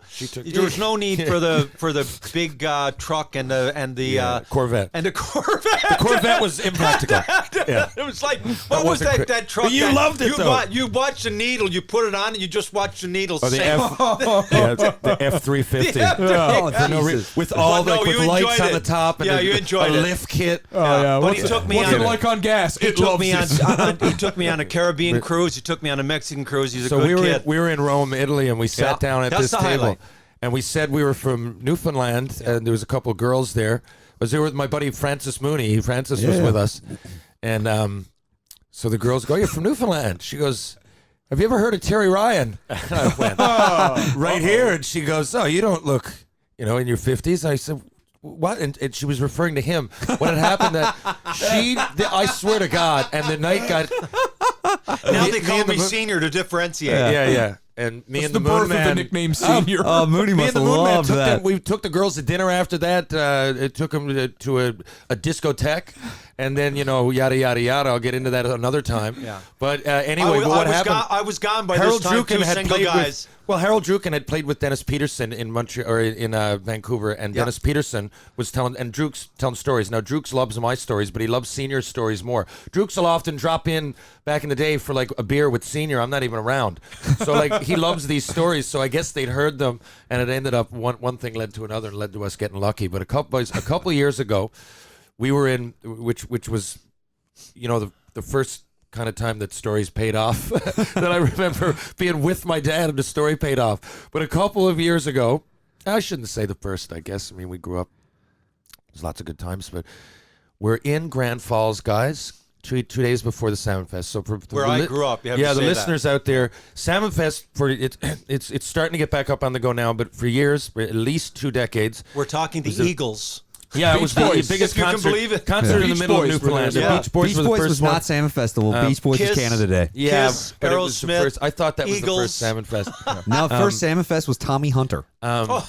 So, and then, within a 3-year span, just a few years ago, it was Kiss, Yeah. Aerosmith, And the Eagles. Eagles. Yeah. So one and of then these days, Elton Dad, John I think, canceled, I and they think it was got Maroon Bryan 5. Adams. Yeah. They went from 31,000 for the Eagles to 250 the next year or something. When they couldn't afford it anymore. They paid the Eagles. Terry found out because he knew someone. Well, we don't know Jim how much Cuddy, they who- yeah, but Dad, I wouldn't be saying that on the radio. No, so, go ahead. I wouldn't say that. We can so, edit But what I'm saying is that there's a huge concert. So Uncle Cracker was playing there. Uncle Cracker's Kid Rock's DJ. Yeah. He's also got a lot of hits. I mean, He's best most buddy. people would probably know who I'm talking about. So. Yes. I got the year in my mind. That reference. It's a few years ago. 98. So, no, this was only Follow a few. Me This was was his 3 big years one. ago. Yeah. Oh. This happened 4 years ago, maybe. Yeah, I'd say. It was when the Eagles were there. So Yeah, I'd say more than that. I'm going to say the Eagles were there The 5-6. The Eagles were there in 2013. Okay, so 6 years So ago. it was yeah. either that year or the next year. It was Yeah. one of those, Yeah. In any case, it was 4 or 5 years ago. Yeah, 5, yeah, 6 yeah, years ago. around. Yeah, there we go. So, Go ahead. meaning Yeah. it wasn't 2 decades ago when No, Uncle Cracker no, was no, Okay. it wasn't. more It was recent. popular. Yeah, it was fairly recent. With So- apologies to Uncle Cracker. Yeah, so on my we're in the behalf. bar, and we're in the bar in the Mount Peyton, and the thing is, the Mount Peyton's restaurant is called. It was called. It just got changed, but it was called Clem's Dining Room, and that was my they father's changed father. it? Yeah, they changed it recently. Yeah. What the hell? So I'm not sure. We were out there for a road They trip. closed it. They Playing, closed I was playing with the I knew they Caps. closed the. I They knew they closed closed the steakhouse, but I thought the dining room No, was they still changed. open. They caused. No, they It's closed something else. There's a restaurant there. Yeah. There's the Crown and Moose is like but they- the bar there, but I thought Clem's They dining room phoned was us. still They open. were nice. They gave us the sign. So and all Dad that. worked for like 30 years. But that's Yeah, and so, that's so my where I dad's ate all father the was a time, yeah. waiter at this place. So we always drop in there anyway. So we got to the concert again. We go in on Thursday night because Dad's from Grand Falls. And I mean, I grew up a month out of every summer in Grand Falls. So, we got a lot of friends, starting with Jeremy Hart, my good buddy, And my sisters Mr. Labatt. cousins. I would go in there and hang out with Jeremy Hart and Pete Randall and all his buddies. Well, I in the met you in summers. Jeremy Hart's basement. Yeah, that's exactly During Salmon Fest. So it was a tradition. So we were out there early. Now, I guess Cracker was there early for some. I would never expect these bands to get. I would only expect them to get in on the day of. And he was But staying this in was the 2 Mount days before. Yeah, I think he was fishing or something. Dad, he was Yeah. there. Something he wanted to take in And Cheap Newfoundland. Trick. I think he's from. Yeah. I think he's from like Cheap northern Trick, Michigan, oh, right? Jesus. Cheap Cheap Trick. Trick were in the bar too. Yes. So Whoa. here, Yeah, so Cheap we're, Trick and guys, Tracker. we go Cracker. back. It's raining out. Yes. And Redcliffe is just starting, but there's Yeah. not many people. And Redcliffe, Yeah. I say, is the place where they, the They fucking partied the night camp- before. yeah, The the campground. campground. Yeah. About 8-10 But this is people 2 up nights there. before. Yes. So, All night, 24 hours too. and you know what though, Dad? It was one, but it was the night before though. It was Okay. it was definitely the night before, and I say this because remember, kid, or It was Cracker told us 2012, by the next- way, because it was okay? the Aerosmith year. Yeah. Okay, so in any case, it was the night before, but still there was nobody in, but they were in, and Cheap Trick. So the Yes. boys, we went to the Mount Peyton. It was raining. There was no one at Redcliffe yet, and there's like 6 people in the bar. I'm serious. So Yep. Dad looks up. Yep.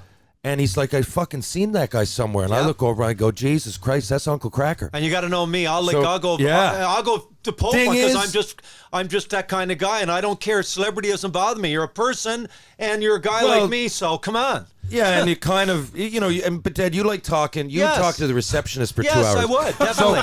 Dad's not starstruck. No. But he's intrigued by conversation. Yeah. Yes. So when you I like approach to know them, why, you're not how. doing it. Yeah. But you see a celebrity as a source of not gossip is the wrong word. because most people would look at celebrities of gossip. I just mean you look at it for a source of entertainment and chatting, and you're changing stories with them.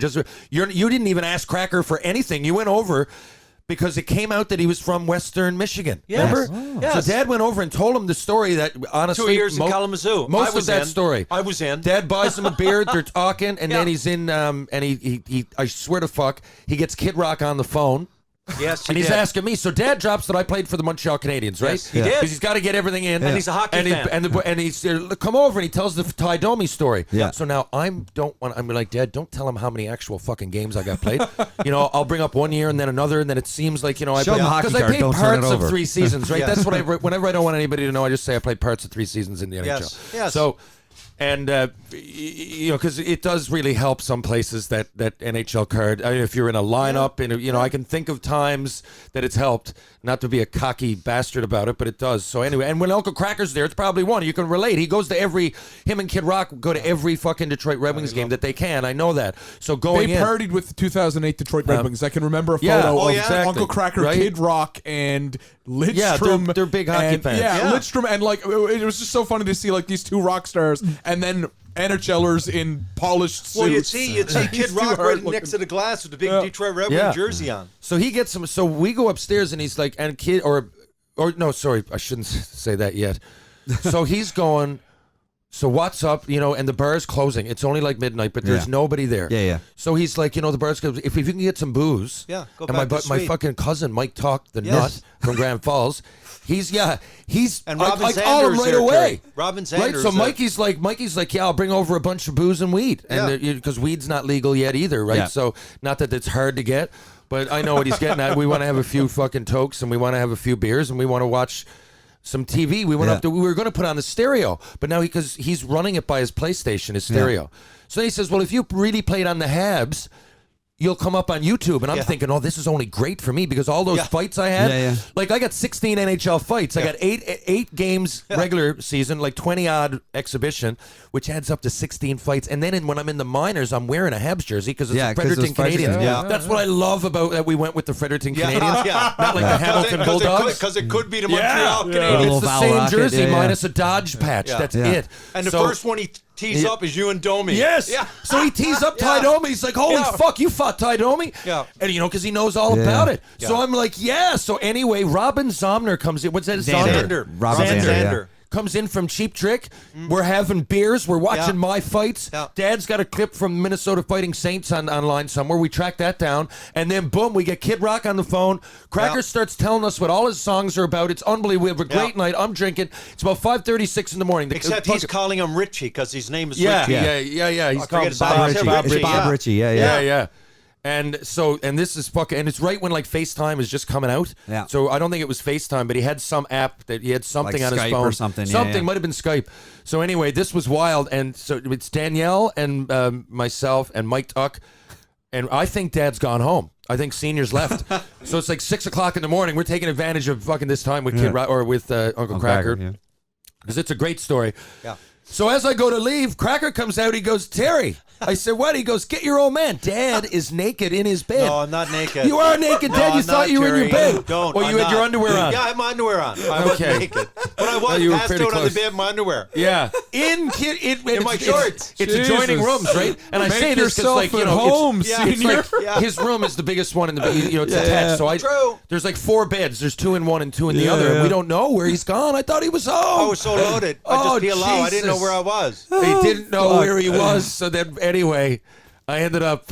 We did the next day. We went over and Jeremy Hart, God bless him, he gives us tickets most years. We go in with Labatt. They were sponsoring it that year, and he gave us some tickets. So we as we're going into the concert, remember? Yeah. They said now, and Uncle Cracker came out, and when they noticed him, he goes, "You ever have one of those nights?" He did. He did. Yeah. Anyway, I think the big act was either Aerosmith or Kiss. It was Aerosmith. Yeah, it was I was looking it Aerosmith. up. Yeah, it was because I was like, huge act, I don't remember Cheap Trick playing the Salmon Festival, so I looked it up. It was Aerosmith here. Neither did I, actually. Yeah, They it were was like definitely there. Yeah, it was Cheap Trick, Aerosmith, Uncle Cracker, Oh and yeah, Carly they had Rae a bunch, Jepsen. and it was like probably 25,000. I got that same Eagles year. had the most, 31,000 that I know. That Yeah, it was same the year I got after. a peep at I got a peep at the Aerosmith rider. Yeah. So it was just a list of things that they wanted Yeah. for when they were there.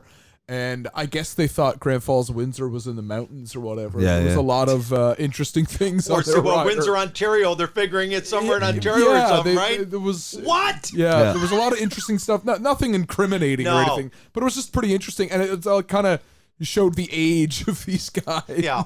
Now, Senior, I'm going to get back to a couple things now because a lot of people out there. I'm going to tell you my best story though, Terry. There you go. This is a good story. It couldn't be any This is better. a good Before story. I ask my question, you're going to cut me Just off. No, people are going to But I love love this. it. I love People it. are going to Go. love it.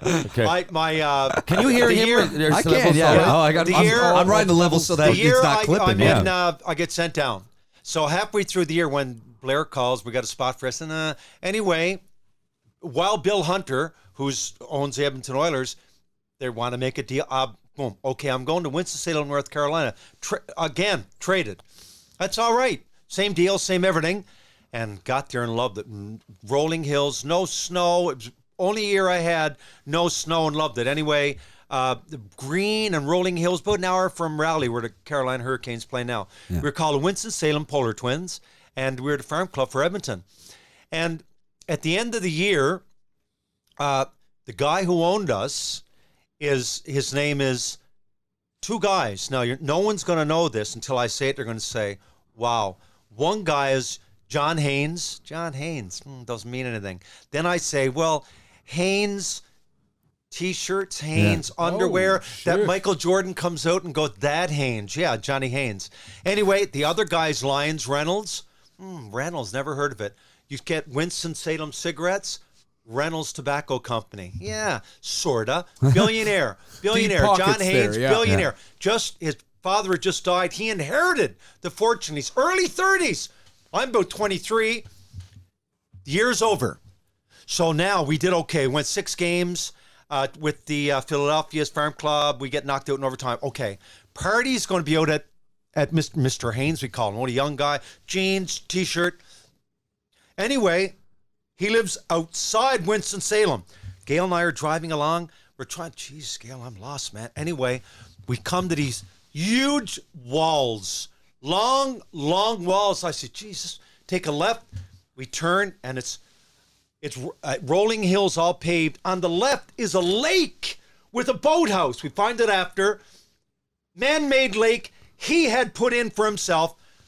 In the distance, we can see this house. I said, geez, Gail, this must be it. We go up. Literally, it makes, and I've been up to the Playboy Mansion in L.A., it made it look like an outhouse. What were you doing at the Playboy Mansion just in went LA? up. When we get in L.A., we'd go up. We rent a car and go up in the Hollywood Hills. We went out to Long Beach. We just drive around. We had time to kill. They'd be there for a week. Bunch of the boys. Tell us, they'd be there for a week. Anyway, this is a mansion. It's like something out of Harry Potter. It's like a mansion.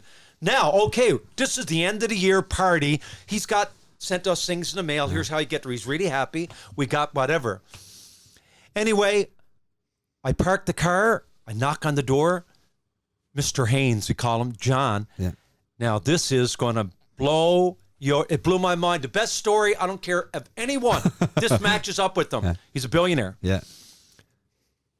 And he knows I'm educated. Yeah. So this sort of appeals to him. Shakes my hand. As I go inside the door, I see 2 what looks to me are white plates. Yeah. White plates on each wall. And it doesn't look like much. It looks like someone took their hand and just put it in a plate and took it out like a dinosaur imprint. Yeah. But I look on the bottom, it's Picasso. Oh. I stop. And he looks at me and says, yeah, Terry, they're Picassos. I said, Mr. Haynes. Yeah, he said, you're right. At the end of Picasso's life, he was ripping everyone off. Yeah. It was like a manufacturing. He put stuff and put his hand up. He said, once you sign Picasso? Yeah. Okay. Oh, yeah. So we go in. He's going to show me the house. Boys are inside. They got me before me. You've got no hockey players, number one. And every guy in this team except one is from the West. Is from West. Anyway, they're bailing them back. There's a 30-foot water fountain inside the house and a terrarium to my left. I'm like going, wow. Butlers, there's 2 black butlers all dressed in, walking around serving. Anyway, they got the bar set up on the side. So I said, yeah, okay, Gail's going in. All the boys there getting loaded. So I go up and I talk to the butler. I'm inquisitive by nature. I said, excuse me, sir. and he gave me a vodka and orange juice. I said, sir, like, he said, I come out here when young Mr. Haynes, is what he called him, has a private party. I was the butler for, my wife and I were the butlers for old Mr. Haynes, who just died. And he said he died after 25 years.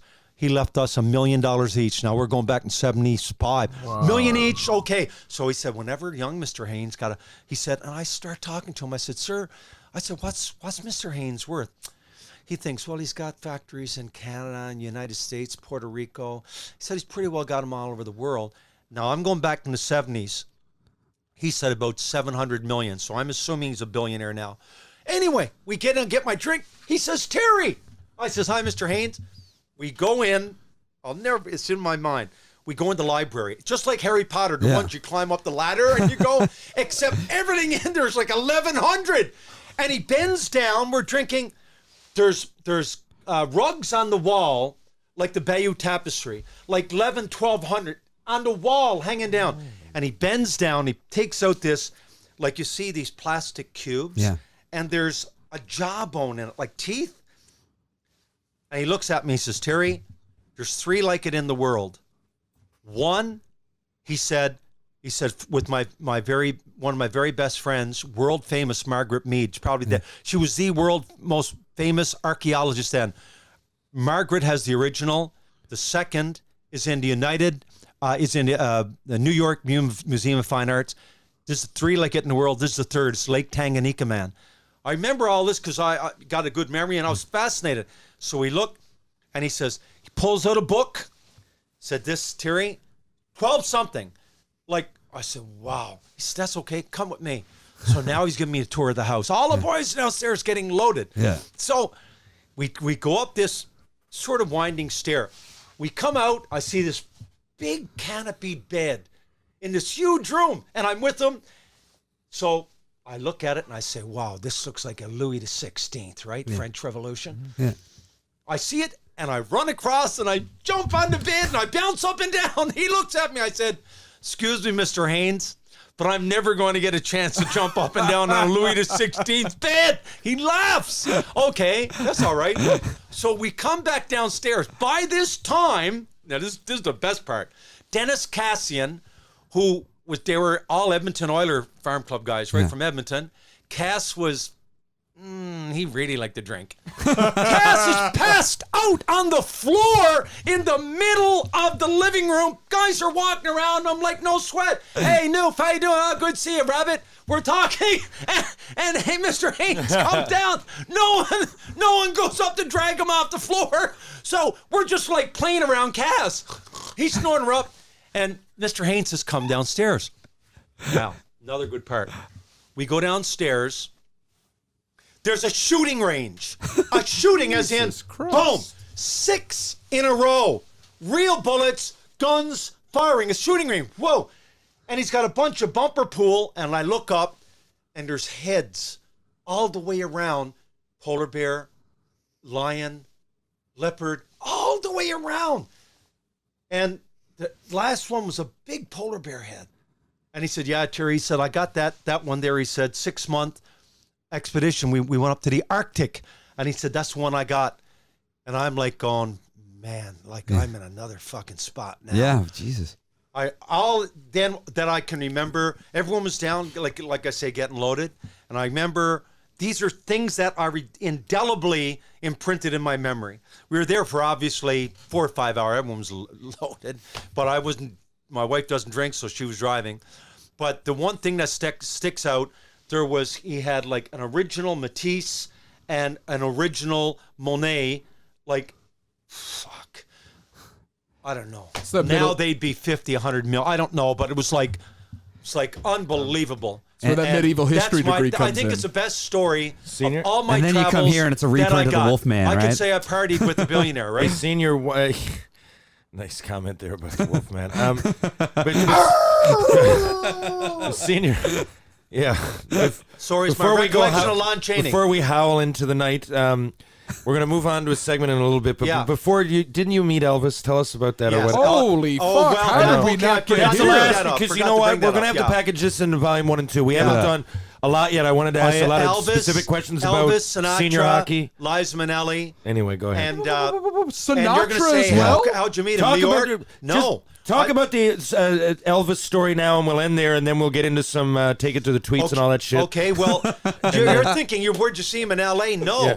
Kalamazoo, where we played, was only the second year of existence when I went there, and it was just I don't know what it's like now, but beautiful. It's like mile one, sat about 6,500, but it was college town, University of Western, and people, when I was there, said 6,500. ELO, Kansas when they were huge, Elvis twice, though I only saw him once. Oh my God, Marshall Tucker, David Bowie, they all went because the fans they loved the fans. Elvis is performing in the Kalamazoo because Elvis didn't always play. Elvis traveled around the country, and the Colonel worked him to death. Wherever there was a Colonel did work. Word comes out, we're at home. Elvis is playing tonight. I told the boys, I said, I'm fucking meeting off Noof. You're not going to get close. I said, you wait and see. You wait and see. I wait. I know he's got to come in. He's not going to come in through the front door. Back door is where the goes up, and the Zamboni goes out and dumps the snow. We practice that morning. Then they put on the stuff on the ice, the whatever, covered. And I went up and sat in the stands. These people used our dressing room. They wouldn't go into the visitors. They used our dressing room. We had a beautiful big K-wing and rug like 4 inches deep. They used our dressing room. So I sat, you'd come off the ice and you'd go down. There was our dressing room on the left. I said, I'm going to meet him. And I sat there. The concert was like 7:30. We practiced 10 o'clock, we'll say 11:30. I sat there. I sat there and sat there and sat there and sat there and sat there and sat there. Finally, I see the thing goes up, and I see people coming in. Yeah. Fuck. Elvis. Entourage. Yeah. Barely, like really. Memphis Mafia. Entourage. Yeah. They come in. They go around this way because they're not on the ice. They go in the dressing room. I wait. Big guy outside the dressing room. I wait. I go up. I say, excuse me. I said, I explain I'm from Eastern Canada and whatever, and I'd really, really like to meet. No, can't. Sorry, can't meet. I said, I just want to shake hands. Just want to say I met Elvis. And then I sort of started getting. I said, wait a minute. I did. I said, wait a minute. I said, that's my dressing room that Elvis is in. Yeah. I told him then I play for the Kalamazoo Red Wings. They're in my dressing room. Like, my stall is in that. You want to check it out, Terry Ryan? It's over in the corner. And that sort of threw him off a bit. He closed the door. Yeah. Then he opens it. Elvis is in the middle, standing up with the shades, with black, I guess, pants on, white shirt. Then he had the big collars. Yeah. And all I can remember, then he had what they call the Memphis Mafia. Yeah. But I remember going over, shaking his hand. This was before hockey was in Nashville. He didn't know much about hockey. Yeah. Okay, I was wondering. Mississippi and Memphis. Yeah, I was wondering. I said I scored, and all I remember is saying, "Oh yeah, you're whatever." Maybe a minute. Yeah. Now I can say, but I can say, and then I was just fucking pumped. I remember he had a concert that night, and he was awful. This is Fat Elvis, right? Yeah. Like he's dead the next year. I was going to go to that. Like 76. I was going to ask the arrow of He was awful. And so we're guys go, and he was like, wow. I mean, he can't anyway. He's Fat Elvis. So I went back to the ranch. They call it. Boys lived in a big psychiatrist summer home, like big 12 anyway, right on the lake. And I said, I met Elvis, man. And he said, no. Anyway, that was the same about some months later. Sinatra, same deal. Chairman of the board comes down. Yeah, that. Same deal. About what, the same one? Same deal. About maybe a minute I go over. Sinatra's in like a suit. I remember that. And he's not that big. You know, he's a small man. Big, maybe 5'8", whatever. But, just I remember vaguely, but enough to say I met him about a minute. Yeah. But Liza Minnelli was different. She was the biggest star in the world at the time. Oscar for, I think, Cabaret. Pookie Adams for Come Saturday Morning, Stir Al Cuckoo. Liza with a Z. Like, everything. We were playing an exhibition game against the New England Some might Whalers. know her as Lucille 2 on Arrested Development. We were playing an exhibition game against New England Whalers in Tampa St. Pete, little that I know, and it's going to get sent down next year. And my buddy Len Lilleholm, who was an architect, U.S. Olympic team, an architect, Lenny, and we're going back. Games where we come back, and we go in to the St. Petersburg Hilton, and we walk by the restaurant. It's got one of these purple cords outside. Yeah. Oh. And I look inside, no one in it. I see Liza Minnelli, and you got to know me. Yeah. Could be the Pope or the President. I said, Lenny, that's fucking Liza Minnelli. He said, no. He said, you're fucking right. No. He said, you're fucking right. So I said, Lenny, I'm meeting her. He said, if you are, I step over the cord. There's the truth. I'm waiting for the, excuse me, nothing. Yeah. You just do it until they stop you. I walk over, excuse me. She was sitting down with her agent, who was a woman, a middle-aged woman. I said, excuse me, ma'am. I said, Miss Minnelli. And she turned around. She said, Miss Minnelli's eating right now. And we explained, once you say pro hockey, you're in. Yeah. I said, well, we just had a game with Minnesota. Oh, yeah, perfect. Yes. She said, Miss Minnelli, give us half an hour. Miss Minnelli is staying in room so-and-so. Come up in half an hour. We go back. We wait. I go in, knock on the door. She answers the door. Liza Minnelli's over sitting on the bed, and she does this. I go over. I sit down by her. And she says, now, where are you boys from? So Lenny's an American, so we're talking back and forth. And she's saying, well, you know, when you come to New York, this is the truth. I'll say 15 minutes. We were sitting down, and I even got a thing home. We got called the Wall of Fame. Yeah. Terry's met a lot more than I have. We got Hull and Schwarzenegger and Stallone. And she says to her agent, she had a briefcase. She said, do you have her portfolio? Yeah. And she's got one where she's got her head in her hand, looking at the camera, smiling. And she says, what's your name? I said, Terry. And she wrote down, I got done the wall, to Terry, love, Liza, with a little happy face on the bottom. But that's when she was at her peak. So that was like, there are three now. Terry went on. There's one for Throwback Thursday. He met Bonds, all of them. But that wasn't bad. Elvis, Sinatra, and Liza Minnelli, that's not bad. So you went from sitting on Liza Minnelli's bed to sleeping in Uncle Cracker's spare bed. I did. But I didn't care. I like it. A lot of beds to jumping up and down on a Elizabethan bed or whatever the fuck it was. I told Terry, and he availed himself of it. I said, Terry, seize the moment. I did because the same you're only going to get it once in your lifetime. You look back, oh, if only. Seize the moment. And I knew I had a great sense of importance, and I was going to remember this, and that's why I never hesitated. Hey man, that was the best advice I was just waiting for them. They could have said, excuse me, you're not alone there. Do it until they stop you. So I went in, and it worked out. Yeah, went to the room, senior, whatever. That was the best advice he ever gave me, though, because the collecting. The other thing, you took it to a extreme. Dad also has a puck from every building he ever played in. Yes. Which I wish I'd done that. So that's like 60, 70 pucks? Yeah, lots. Yeah. Blue, and the ones in Minnesota were blue. I got Gretzky, Perot, Recchi, we got sticks, Hull. I got Hull. So Dad would go and ask, he went over after the game. He played against Bobby Hull and said, in Mr. Winnipeg, Hull. no one said, we're all NHLers. Johnny Arbor from St. Louis, they're all ex-NHLers. I said, boys, I'm going over. Bobby Mack is there. We're playing an exhibition game. First game, Winnipeg, in a Winnipeg arena, sold out for Hull, held about 12-5, old building. Mm-hmm. But anyway, he said, you're not. I said, yes, I fucking am. I walk right straight across the rink. I knock on their door. Trainer comes to the door. I said, you don't know who I am. But I said, we just played against you, and I'd like to know if I can get one of Bobby's sticks. Bobby Mack's right behind me. Mm-hmm.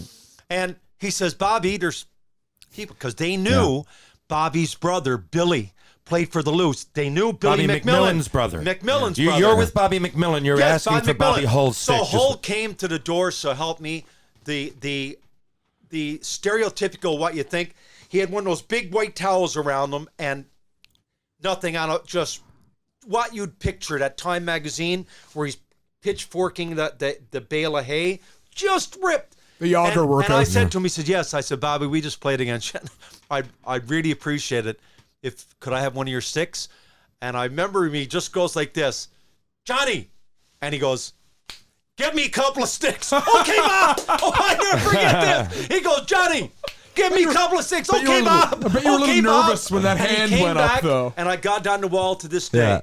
Because Hulls were special to me. Gunzo's in Chicago. And he said, what's your name? He said, to Terry, best wishes. Bobby Hull, and he did the same with Bobby. Best wishes, Bobby Hull. And I took it aboard the plane because if you put it in, it ripped off. God. So I took it aboard, told the stewardess to put it in where they hang the suits set up. And I had enough sense. I carried that, and at the end of the year, I carried it, and I flew home. I did the same thing, and I got it hanging on the wall now, and I got Gretzky's in the corner. Senior, listen. Sorry, I didn't mean to cut you off. I had to at some point. We got Gretzky's. So we've got hulls. We've got oars. I think they're worth money. We've got a lot of other ones that are like Hall of Fame, like Mark Recchi. I know what you're leading to. So Senior made a habit of that, and so did I. All that shit, like, because that's really why I have a book. It's history. Yeah. This was kind of in my head. I did the same with stories. That's why I wrote everything down. It's important history. I think that was that was my way to do it. So it led to, and we got all our jerseys saved, like they're all. But anyway, so we have Gretzky's stick. Yeah. We have Hull's stick. Yes. We could have, we got Bobby Orr's stick. Yes. Yeah. Right. The only other two I'm thinking would be you'd want Mario Lemieux, and I had that chance. I actually went over and got it. Yes. When I was with Darcy Tucker, we lived together, and I went over and I got it, and it didn't make it back, like he said, from Montreal. Ripped off. But mine didn't even make it to the airport. Can't send it through luggage. Mine didn't even make it to the airport. No. That's no fucking joke either. So I had a party one night, a bunch of people. No, from I knew Newfoundland. that. I took it aboard. Like I treated it like. I guess they figured I'd just get another one. I never did. Yeah. Thing is, just we get another also, fucking stick off. you know what I mean? He had 4 goals against us. The one game that I was sitting on the bench with my Jagger. Yeah. He had 4.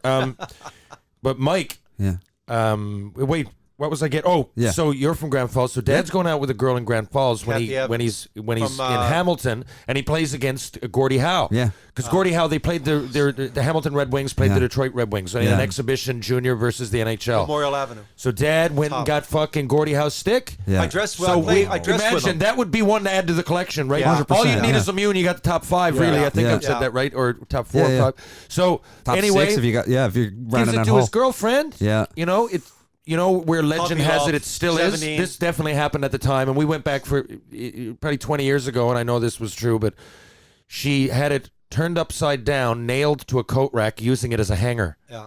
Oh, and he gave that fucking thing and away. I tell young you love, how young I love. got it. I was my rookie year, and Bushy knew, and Hamilton used to be a farm club. They all were the big 6. Yeah. Oshawa, Kitchener, New York Rangers, Hamilton, St. Catharines Blackhawks, Chicago. They all were Niagara Falls, all had the same crest. Yeah.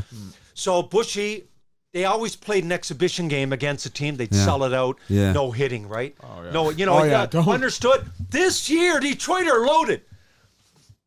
Bond, Delvecchio, Howe, Gary Younger, who got traded to St. Louis, Roger Crozier, Frank Mahavlich, they're loaded. So Bushy says, Noof, you're going to dress with Detroit. I'm like, holy Jesus.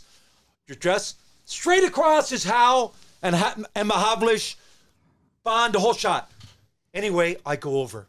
I said, Mr. Howe, I'm dressing like this, right? Jesus. Yeah. Mr. Howe, could I have your stick after the game? No sweat, kid. He said, this is the truth. Yeah. So I wait, game's over. They win like 5 or 6-3. I get a goal and assist. Got the big thing on the wall. I remember taking a face-off with Delvecchio. And he looks up and he said, Jesus Christ, kid. He said, Gordy won't like this. He said, I don't know if he's going to give you the stick after the game. I got the big thing. Anyway, I said, wow. We go in, because I'm in the dressing room. Yeah. And this is what I remember about Gordie Howe. Howe came in. He had when the warps were in, he had to work. And he says, where's the Newfie kid? But he said it in a real nice way. Not where's the Newfie kid? I said, here I am, Mr. Howe. And I went up. And he said, congratulations, kid. And he goes like this. And the other thing, no one mentions Gordie Howe, right? Because Gordie, he's a god. Hamilton was a dump. So in order, it's like it used to be an NHL arena in the 1920s, the Hamilton Tiger Cubs.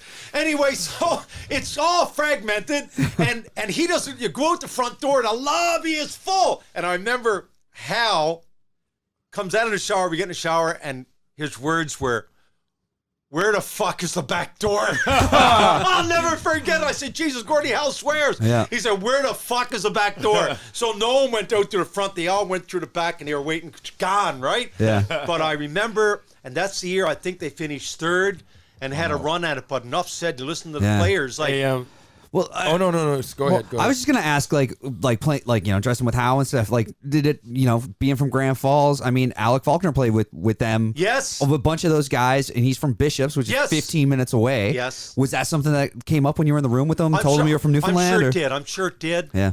One thing I remember about Howe, other than the first thing that I noticed, we were out there and we were skating around. They were skating around, and he skated by me. Yeah. And I said, "Fuck." His legs were, first thing I noticed were the calves. They were, biggest I ever. I said, wow. Yeah. Because physically he was about 6'1", just ripped out. Yeah. About 210, 215. But the first thing I noticed were like, Tree wow, trunks. the backs of his legs were huge. Yeah. But that's all I remember, that Del Vecchio thing. I remember Mahavlish was sort of standoffish. He didn't really want to. He didn't want to get into anything. And Bond was really friendly, and he's looking up.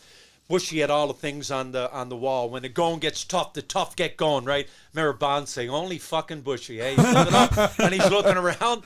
And Unger's a kid. He ends up becoming a star. Crozier's sort of, just my immediate thing is I'm trying to soak it all in. Yeah. Because it was only 1 year. The second year I was there, they didn't do it. That I just caught in 60, would have been like sometime in 69, around Christmas. But that was, like I say, Alec played with them, for God's sake. And Senior, who would be the best player you ever played against? in the best players I ever played against. Player. One. Not Gotta players. pick one. Players is there. Gotta pick Players is a one. 4-hour question. Yeah, I don't player. Player. I think you can sum that up in a few. I don't even Gilles Perreault. I don't. Oh, And wow. Hull would have been second. No, Gilles Perreault. My first time in the Montreal Forum.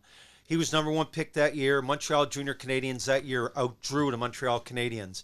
8 #1 picks. Richard Martin, Richard And they also Martin, played in the Forum, left didn't side, they? Paulin Bordelot, Jocelyn Guévremont, Richard Lemieux, all top 8, 1, 4, 8, 10, 11.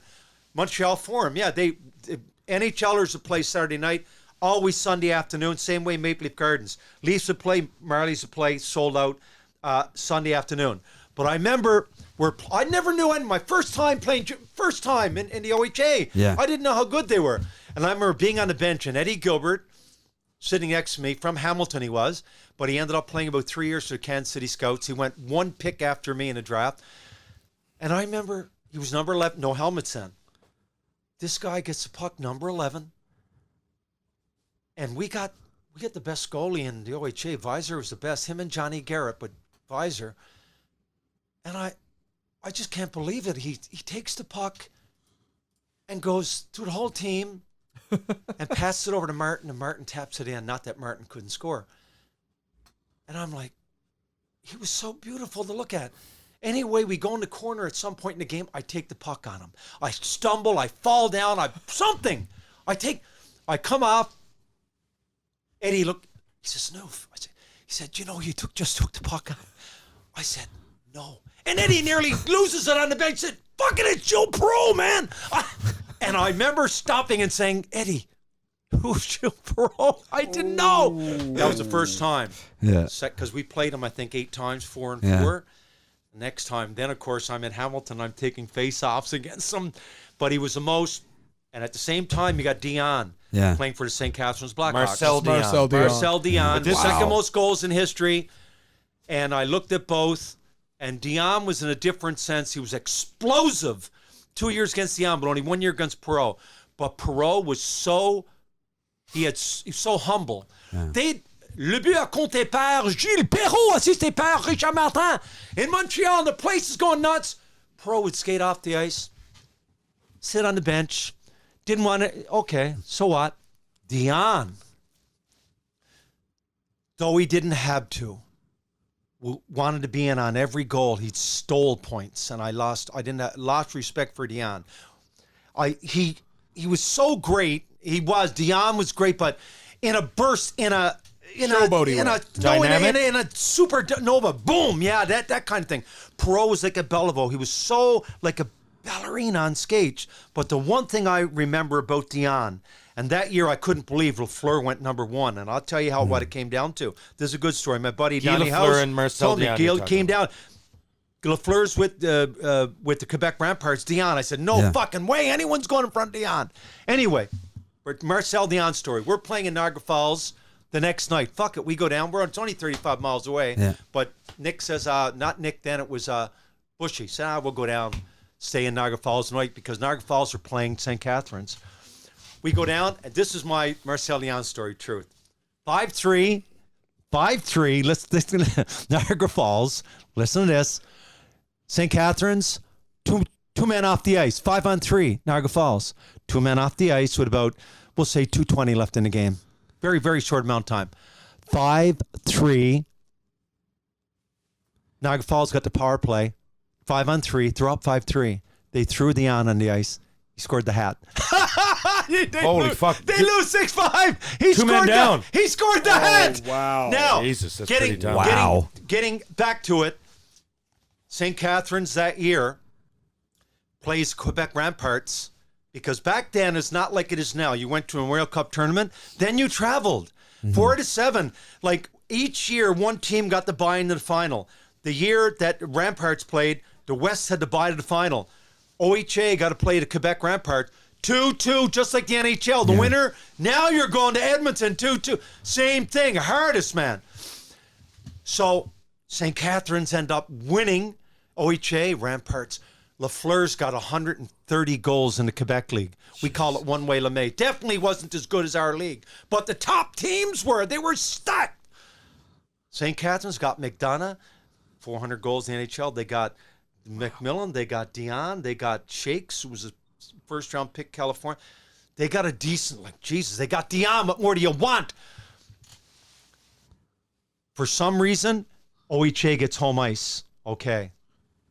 This is going to be a story. This is going to be, a lot of people out there listening are going to be fascinated with this one. Boomo. Quebec stuns them. 6-3. Lafleur gets the hat right in St. Catharines. I can't believe it. Next game, St. Catharines win. 1-1. It's going back to Quebec City now. They go back to Quebec City.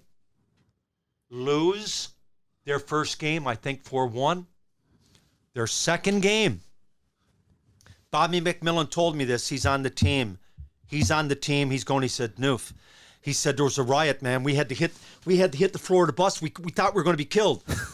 There was a riot. Dion's got an aunt in the stands, pregnant. She gets kicked in the stomach, has a miscarriage. Jesus. They play. There's a riot. The game is over. Quebec wins again. There's a brawl. They're going at it. They're up 3-1. 3-1. Going back to St. Catharines. Well, the guy in St. Catharines is thinking, Bud Milne, owner, Fred Milne, he's thinking, let's see, St. Catharines seats about 4,500. Why don't we have it in Toronto Maple Leaf Gardens? Sold out, 16,000. Boom, they snap them in Maple Leaf Gardens, 3-2, going back to Quebec City. So Milne says, we're not going back. Tubby Schmaltz, head of the president of the CHL, says, you got to go back. He said, I'll tell you what we'll do. We'll play him in Montreal Forum. We gave up our home ice course. It's all about money and Fred. We played him in Maple Leaf Gardens. We'll play him in Montreal Forum. Of course, guy in Quebec says, no. That year, you check it out, Bobby Mack told me that they had just gotten out while the windows beaten at the bus. Ramparts didn't beat the St. Catharines Blackhawks. They gave it to them because St. Catharines wouldn't go down. They didn't win it. They went on and played, I think it was Edmonton Oil Kings, and they beat the Oil Kings. But now, getting back down the draft, my buddy told me, spent 10 years with the Montreal. Ron Caron, Housey knew him like the back of his hand. Head scout for Montreal. Went on to be GM for St. Louis, whatever. He said, Ronnie told me, he was an older guy, it was a nickname they put on him. Anyway, they went around the room. Number 1 pick, that Sam Pollock, of course, had taken from the California Golden Seals. Stolen We'll picks. send you Ralph Backstrom. We'll send you 2 more cast-offs. Oh, wow, but we want your number 1 pick, California being California. Yeah, I mean, hey, we got a great deal. Not knowing what's going on. Sam They Pollock go did around that the room. all They through go the early around the room. 70s, yeah. There's 9 scouts. Jeez. Caron's head scout. Lafleur, Dion. Lafleur, Dion. Lafleur, Dion. Lafleur, Dion. 4-4. Last vote is Caron. Pollock's there, and he said, Ronnie, what do you think? And he said, Caron said, they're both French guys.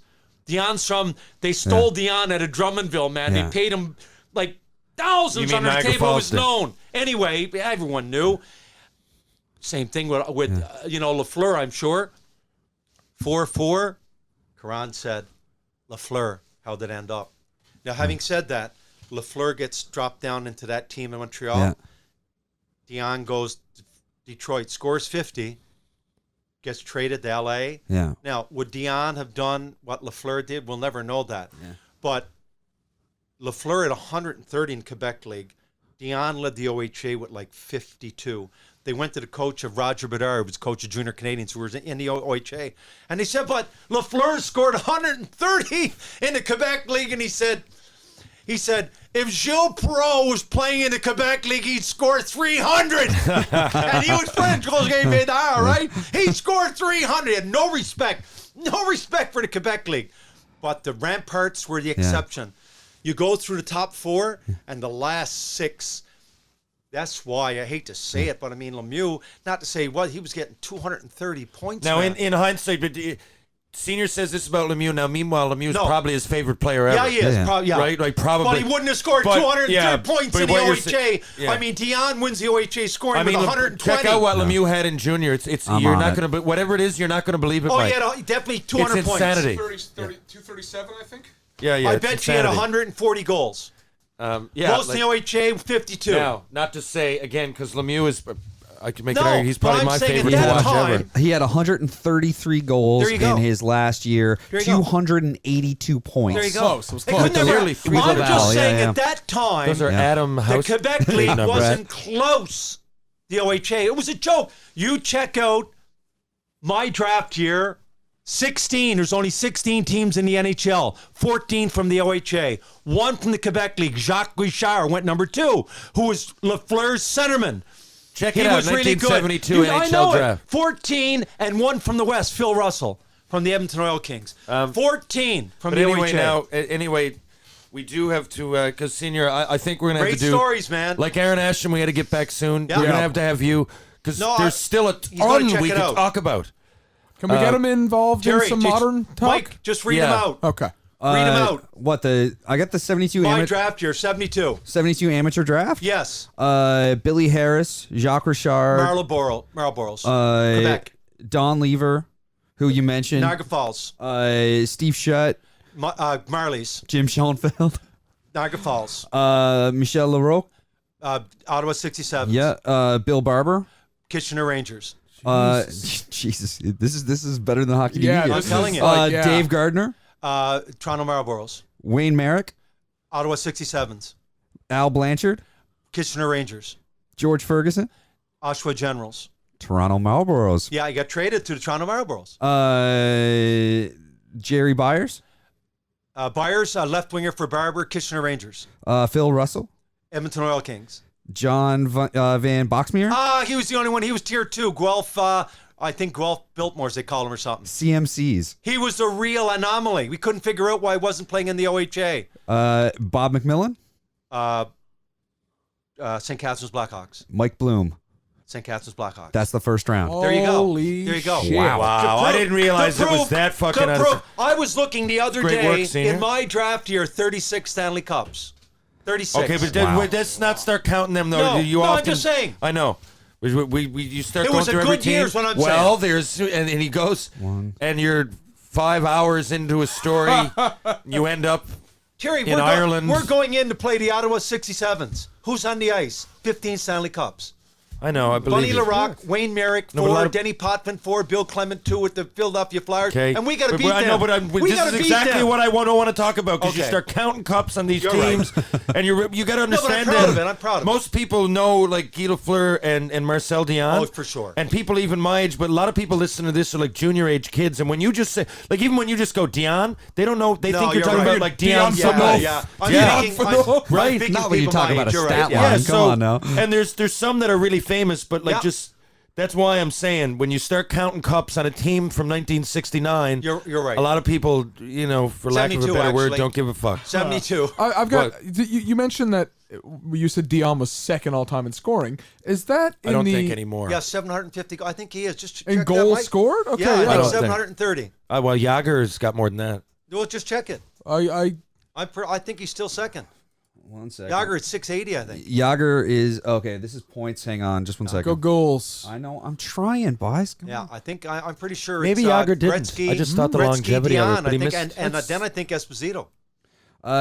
25 NHL goal leaders is Wayne Gretzky, Gordie Howe, Dion is 5th. Okay, is what? It's Wayne Gretzky, Gordie Howe, Jaromir Jagr, Brett Hull, Marcel I Dion. was wrong. Okay, I take it, but 5th. I thought he was third. I wouldn't have put him. Okay. Wouldn't have put him in the top 10. I check out Mike. I would say 720 Well, a lot of people goals. wouldn't. That's Yeah. what happens. Oh, when you really? play, you know. 731. 731. Chad, a lot of people 731. don't know his He's not a legend like Guy Lafleur is. No, he's not. No, No, but, even but that's though he because probably that's is, because but LA. he's not, yeah. That's because he got moved to LA. He did. And you Got know, buried. and, Yeah. he Yet he's moved fifth. to LA and he just kind of got lost no, in the. but no MVPs. 5th ever. No Just think of MVP. Yeah, that. that's one pretty fucked scoring up. 5th and championship beat 100 Gretzky. and- The only guy who beat Gretzky when Gretzky was there. He tied Gretzky, but he had more goals, one scoring over Gretzky. You're right. Not the only Lemieux did, but yeah. but later on. But Gretzky won like 9 Gretzky in a row. for like 9 in a row. Yeah, Yeah. that's true. Yeah, I knew that. That was Gretzky's first year. Yes. Oddly enough, so he didn't get the scoring, nor could he get Rookie of the Year because No. WHA was pros. So Exactly. two awards that Yes. kind of were But gimmies Marcel for Gretzky. Dion Yeah. was spectacular. and Alex Ovechkin is going to beat him in like a year and a half. Yeah, he's gonna. He might. Now, Dad,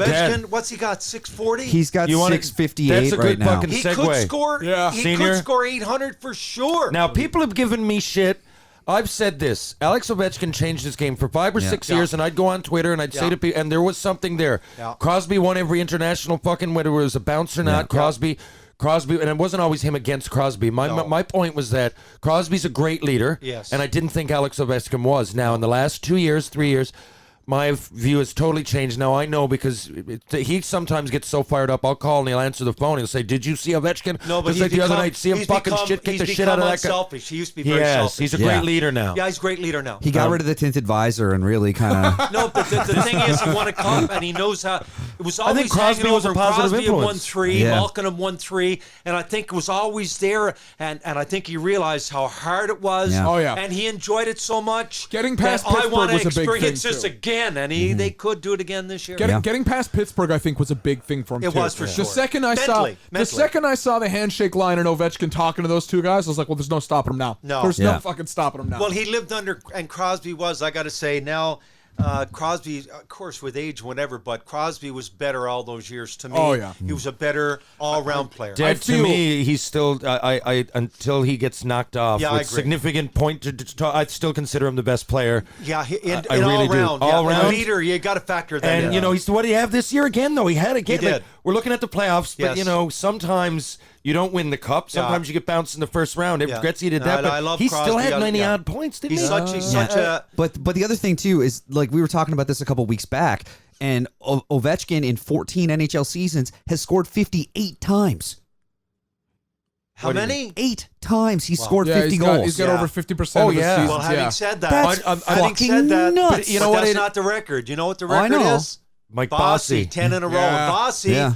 only didn't score because his back gave Yeah, out. his he back scored gone. 10. I There's think a his last fucking guy, year he man. scored 39. Like there's a guy. We're all watching Ovechkin Yeah. do this You and don't everything. even- I we don't agree. even- He's one of we the don't best even ever. mention But Bossy. people forget No. Bossy. Yeah. Oh, yeah. He did that all those years, He did. and they won 3 or 4 cups. Four in a row. And it's like he gets forgotten. Yeah, Actually, nobody I'm gonna- mentions I'm- him. I'm gonna- Unfucking believable. I've gotta He's throw arguably, something they say, here. the best. Even now, you listen to the analysts, the best pure scorer ever was Bossy. Yeah. I work with a guy who is a lifelong New York Pure. Islanders fan. His name's Tom Hayden. And he does not let me forget about Nope. nor disrespect Mike Bossy. Every time I bring up someone scoring, he's like, yeah, but you didn't see Mike Bossy. And that's always his line. And I worked a hockey school like for 10 years with a guy by the name of Paul Boudelier. You probably wouldn't know it here, but Bouder is from Sydney, Nova Scotia. He went to the Quebec League, got first pick for the Islanders at a Shawinigan, got in on the 4th Stanley Cup with the Islanders. Oh, wow. And he said Bossy would practice. He said he wanted to be in front of the net, and he wanted you grabbing his arms because this is what Yeah. he experienced in the Oh, game. yeah, they'd be hanging grab off his him. arms and grab his stick so that he wanted to deflect. He would actually practice that. That's in wild. practice. A lot of guys would practice just shooting. Yeah, He yeah. was like, tie me up, tie me up. That's fantastic. So listen, Crosby had 100 points. Yeah. Tied for Oh, 5th. sorry. Yeah, he So did. to me, if you're the best player, He got more points than Ovechkin. yeah, like so if to me, Crosby for this generation, let's say he's been the best player. Okay, a lot of people would argue McDavid now. So. I'd still argue though until I'm McDavid not giving at it to least McDavid. I'm not until giving it to McDavid McDavid. wins Yeah, a playoff I'm not- round. Yeah, that's right. I'm not You got to do some yeah. winning. Yeah, I'm not. I know, giving it- what I'm saying is that I think the majority of people right now would say Connor McDavid is the Well, best player in the NHL. Now, if you're, I think that's because we're in an analytical era too. People probably just look at the explosiveness and he does this percentage of the time. My point All-round was, player, he's not, my but point was, let's best say offensive Crosby. player, I think he's the Crosby has best. been with the winning and Yes. you can make an All argument for round. Ovechkin. Yeah.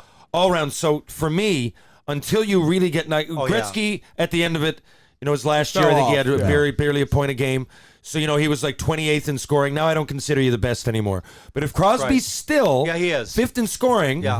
and I know it wasn't like the playoffs, even though he only got points in the last game, he still had a lot of chances, and it was just sometimes bounces don't go. Support cast as well. Right? Yeah. One thing I can remember when Crosby broke into the league his second year, and everyone was saying, "Well, he's not the best player yet. He's not the best player yet," and everyone was saying, "Drum again, Drum again, Drum again." Drum again is a fucking hell of a player.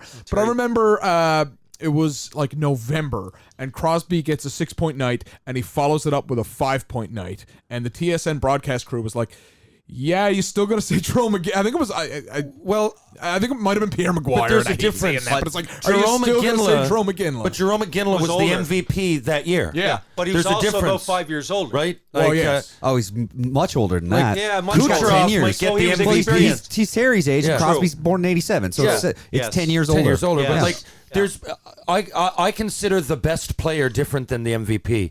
The MVP goes out. Here's the year you went on a roller coaster ride while you were. Nathan McKinnon is the best player in the playoffs right now. Yeah. If someone stands on their head, kicks out 80 shots, they're going to be the MVP. Yeah. MVP comes lightning in a bottle type. If Yeah. you're looking Yes. at the year, you don't know. the package of that year, you might be the most valuable player for your team, but the best player in the league. So I just consider Crosby for all that time to be the best. I think there's people up there like Patrick Kane is way up there. I think. No, but I think you're right. I think consistency wise, just like Crosby is each year there's somebody who has a great year and they're the most valuable player to their team. But up and down, Crosby is consistently just like that guy. You know, he answers that. And how many times have we said? I remember at the beginning of last season. He had like 6 goals in December, and everybody was jumping. Done. He's done. Just like when fucking He's done. Tom Brady has a bad 2 games in a row, and everybody, he's done, finally done. I think it was like 14, not 6. And then at the end of the year, Crosby came back and close to won the scoring. I think he was like 1 point off. Yeah. And I think he was trying to get that coach fired. I think that was the year they changed coaches and then won the cup or won. I think that was Terrian. And that was about... No, he did that twice. They changed the first cup they got off San Jose Sharks. They made a coaching change that same year, too. Holy shit. Yeah, I didn't because know Leo that. Komarov had more points than him to the All-Star break. And everyone was like, well, Crosby's done. Yeah. Then the coaching change happened. It was they went from Mike Johnston to Mike Sullivan. Yeah. That's He was it, trying. yeah. And to me, Mike that's a Sullivan. leadership So thing. 2 of their cups, they fired the coach in January. To me, that's a leadership thing. To me, That's that's unbelievable. you are a hell of a leader. If you're like, Yeah. all right, this guy's not going to get it out of this group. And I remember Pittsburgh fans flamed the fucking shit out of me on Twitter. How dare you say Sidney Crosby tried to get a coach fired? And I thought, that's a compliment thing. He knows this guy is not going to get the room it's not going. working. It's He's not not. working. So I I'm also- going to mail it in. I think it's more the other way around. I think there's a reason he was fired. He wasn't getting the most out of Crosby. I don't think anybody plans on shit in the bed. I think that Crosby's probably fuck not that, man. trying Players can 110. quit on you though. But That's what I think. They can't make it obvious, but when a team is quitting. That's what but- I thought Crosby just gave up. And I said, don't all think right. he's going to fuck with his personal stats. I think it's the other way. No. Like, what's first? I the chicken? think if he thinks you've they're got a gonna- bad coach, that's what's going to happen. Yeah, No, I but- think if no, he but figures they're going to get him canned, yeah. he can carry the. And If you're that quitting, year, it just he means that carried maybe that some team. players aren't going in to take that extra hit. Yeah. Oh, well, I'm not going to do it. And you're still playing at a high degree, but the little things you're sort of holding back. His on. ice And time I was think- also I think a bit it's- I think it's low a bit on both. that No, guy. That's don't what I think was it's- going to say. yeah. I think His it's ice where time you was a are on bit the low power under that play. guy, too. Remember when Buddy came in?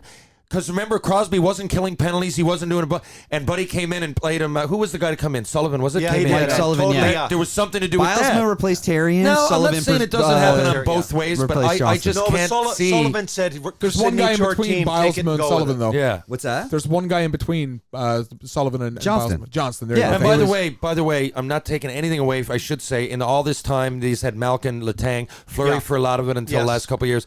I'm not taking away. Those guys are great too. You need, Absolutely. but I mean, like that's a supporting nucleus. Yeah. That Supporting leads cast is into- often different. Yeah, Well, sometimes that it's leads just into shitty my team. hashtag hot take for the week. That leads. Oh, we're just going straight into that I now? guess we're gonna. All I right. think, Are we I think the going to? Ovechkin made the Ovechkin was the segue. That was the into segue new out of school. the. Yeah, we're into out of the the new interview school. now, and you're just on Yeah. board. Here we go. My hashtag hot take of the week has been coming out of. We watched the Pittsburgh Penguins get eliminated here last week when we were. Yep. Yeah, so it's coming out of the Pittsburgh area, and everyone is already crying for trades. They're saying they got to trade it, and my hashtag hot take is actually everyone that wants to trade once again. They're all knives out to trade Chris Letang. The media cornered. I didn't know that. Yeah, the media cornered him at the end of the series on His cleanout quote day. on that is yeah, fucking they cornered great, him, too. and I've always criticized the Pittsburgh media because I feel they kind of blew up in the Crosby era, and they borrow a lot of the football condensed schedule where a couple of losses, 2 losses in Steelersville, and the whole city's Yes. miserable, and you got to burn it down. Yeah. But 2 losses in the middle of February against the Penguins, and say you get shut out twice. Well, the media still has those fucking knives out, and there's a couple of people. They've always driven me nuts. One of which, I'll leave the names out of it. You can find it on Twitter. He corners Letang, and he says, "Well, what are you going to adjust in your summer? You made a lot of mistakes." And Letang lambasted him. He said, "You got the quote?" Yeah, I got the quote here. Here we go. You don't want me to make mistakes? I'll try that, he said after a back and forth with the reporter. Next year, I'll try to make no mistakes at all. Maybe next year you're going to say, we have Chris in our lineup. He doesn't do anything offensively. Now you're going to rip me apart because I don't produce anything. Sometimes I make mistakes. I wish I could take those back. At the end of the day, I wish I could have done something else at different times. I don't think the answer is to change my whole game. I'm not going to change the type of game I play over 3 plays. Well said.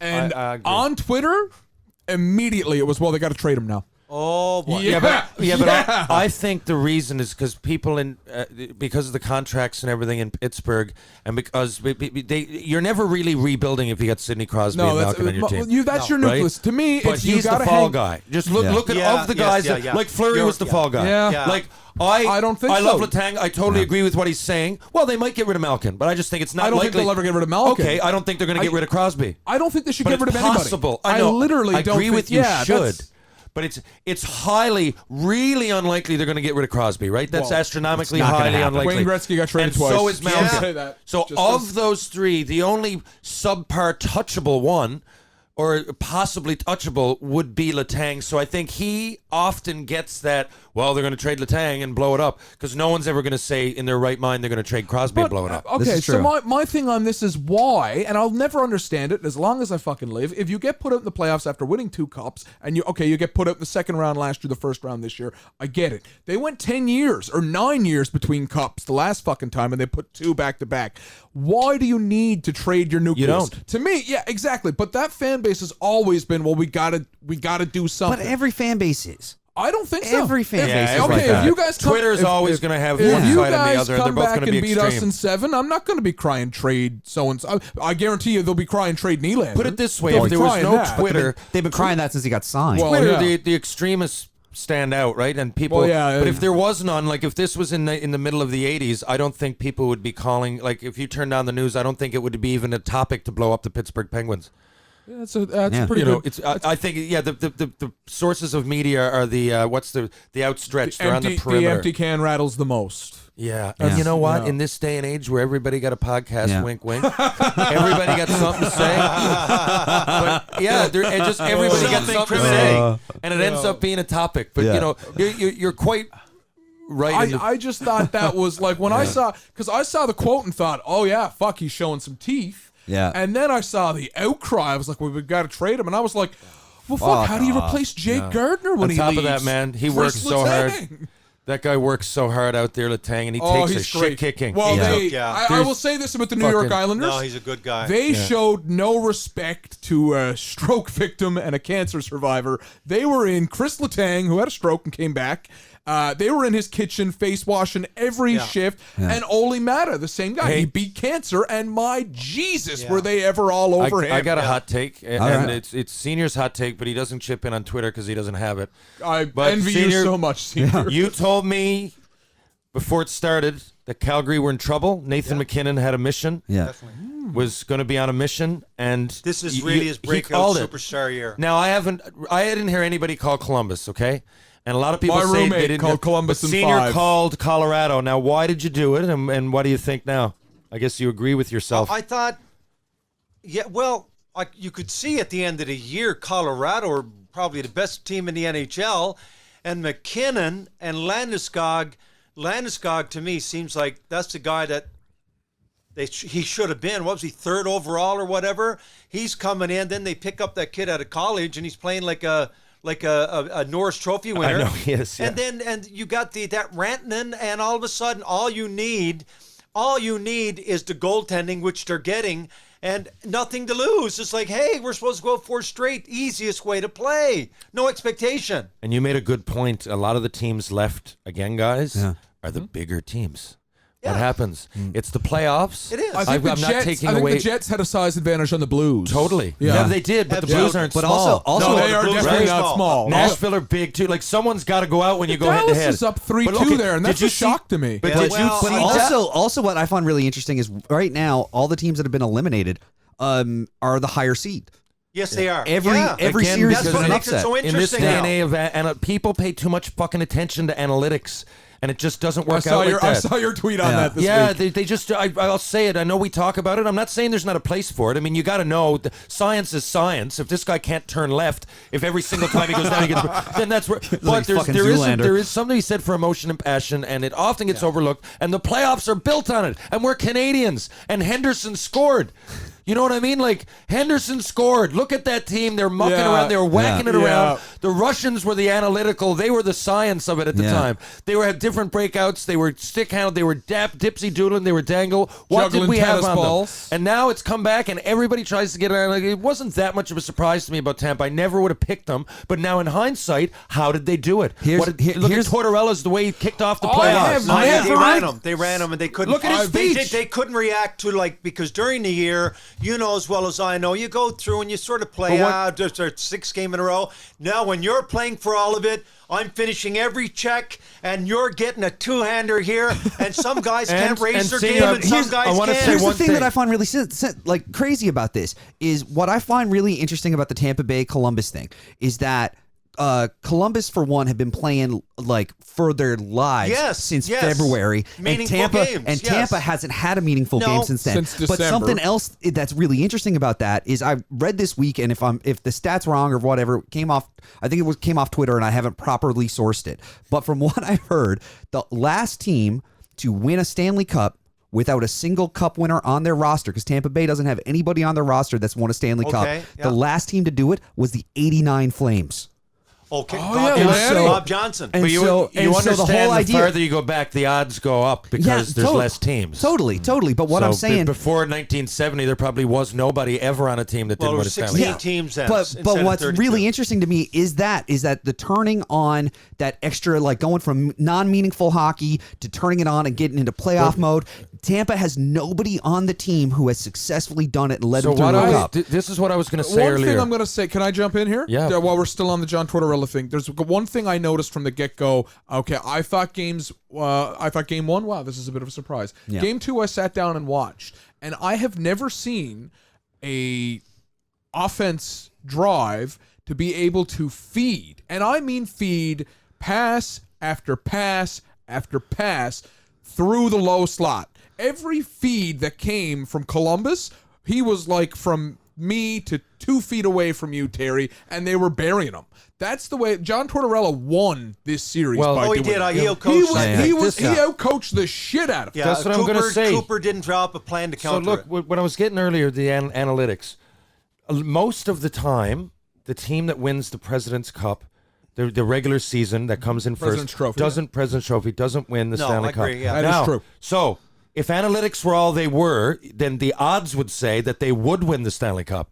If you take the best team that wins mostly, then most of the analytics go that way. You don't usually see the best team come 29th on scoring and 29th on the power play and 18th on the penalty kill. Usually it goes hand in hand. Yeah. So analytics would tell you that team should win the Stanley Cup. Meanwhile, it hardly ever happens. Again, you'd have to go back when there's less teams. So what I've really, really noticed, it wasn't just totally that he fired the boys up, Tortorella.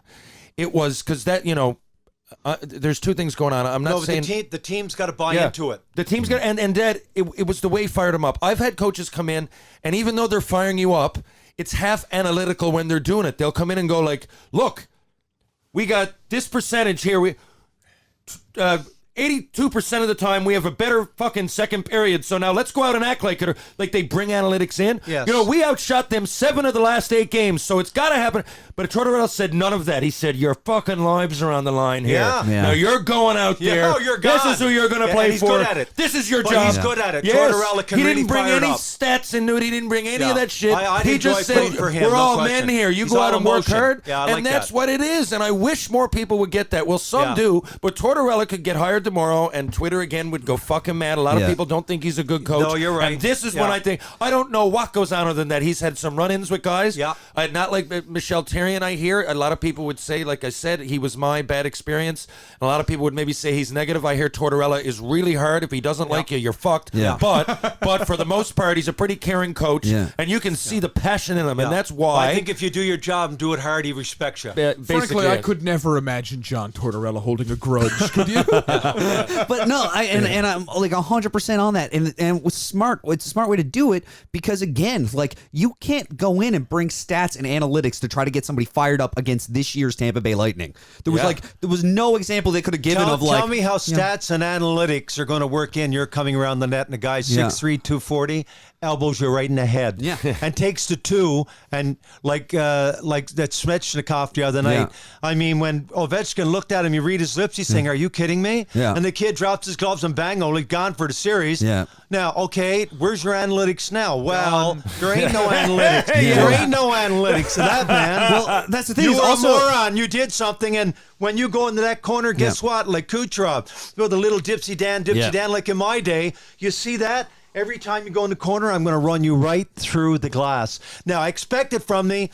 I'm telling you, it changes the game. Yeah. You better have guys, hired guns, not necessarily guys that are going to fight whatever, because it's not all that anymore. Well, you better have guys that are going to say, okay, you're doing it to Stamkos and Kucherov. Guess what? You see those 2 players? We're going after them. So it's got to be a balanced playing field. And there were guys doing that. And Tampa Bay had no one like that. Look at Wilson.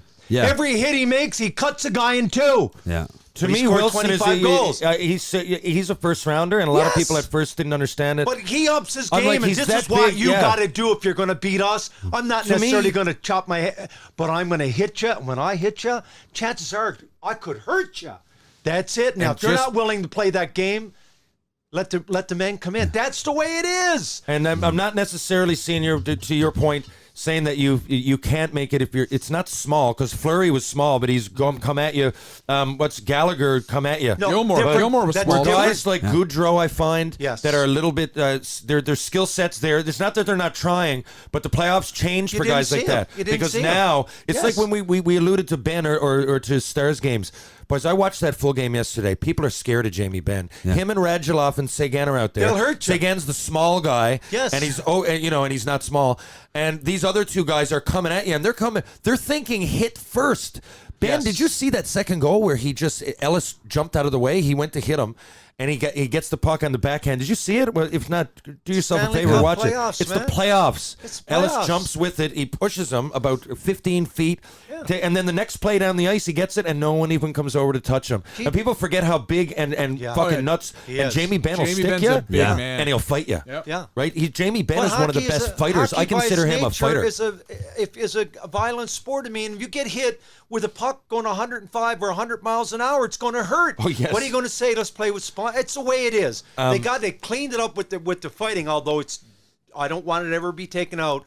But in my day, there were so many bench emptiers and goons. There were goons, no question. Now they've cleaned. You got to be able to play now. But man, like when you're going to go to the next level. This is what's going to happen. Some guys can't raise it to the next level. Just physicality And some in other general, guys yeah. who during the year, their whole importance is built on the playoffs. Wow. Now you're seeing guys, Jesus, what? During the year, because he doesn't need to raise it yet. You know we're going to make the playoffs, and when we make it, that's when you start getting that. Who's your favorite you go player and to the watch? adrenaline starts to go. Who's your favorite now to watch? I really don't know the answers because I know you for a while. I got to think. For a while, I mean, the answer is not always obvious. You liked what's his name, Kovalchuk. Kovalchuk for a while. You really liked Kovalchuk when he was with Atlanta. I remember. Nah, school, but he was. No, I never liked him when he came in. You don't like his because attitude. He was selfish. No, it was Ovechkin. And obviously, he proved me wrong over the years, but he changed his game. And now I admire him so much because if you want to play in the trenches, I'll go in the trenches. You want to play on pure skill, I'll play on pure skill. And that's what usually the type, like you got to have those guys. So is Ovechkin your favorite now to watch? I mean, I'd have to say, I hate to beat the dead horse of most physicality. My favorite player to watch is probably Matthew Tkachuk. Is it the guy in Calgary? Yeah. Matthew. Wow. Yeah, he's good. But just you know who the player that I love watching Let me is say, like a smaller version of Perreault. I love him to watch most is Malkin. Because there's so much talent there. Malkin's but a he smaller takes nights version off. of someone. He takes nights off. He takes shifts off. He's not. But when he's going, my God, with that big, he's like Lemieux. He's pretty like his height is very close to me. I should say this. My favorite player to actually watch is Patrick Kane. I just mean if you're watching Tkachuk, something might happen. There's two different sides to that. Yeah. And I'm finding if you watch a Calgary game, it's entertaining because Gaudreau's going to make 1,000 moves. Yeah. Tkachuk's going to fucking do something. Giordano's going to make a couple rushes. So there's certain teams I like watching Chicago too. Even when Chicago are bad, they're great to watch. Well, Taste is good to watch too. Yeah. And All Pittsburgh. round, all so there round. are certain teams that it's I don't necessarily cheer for.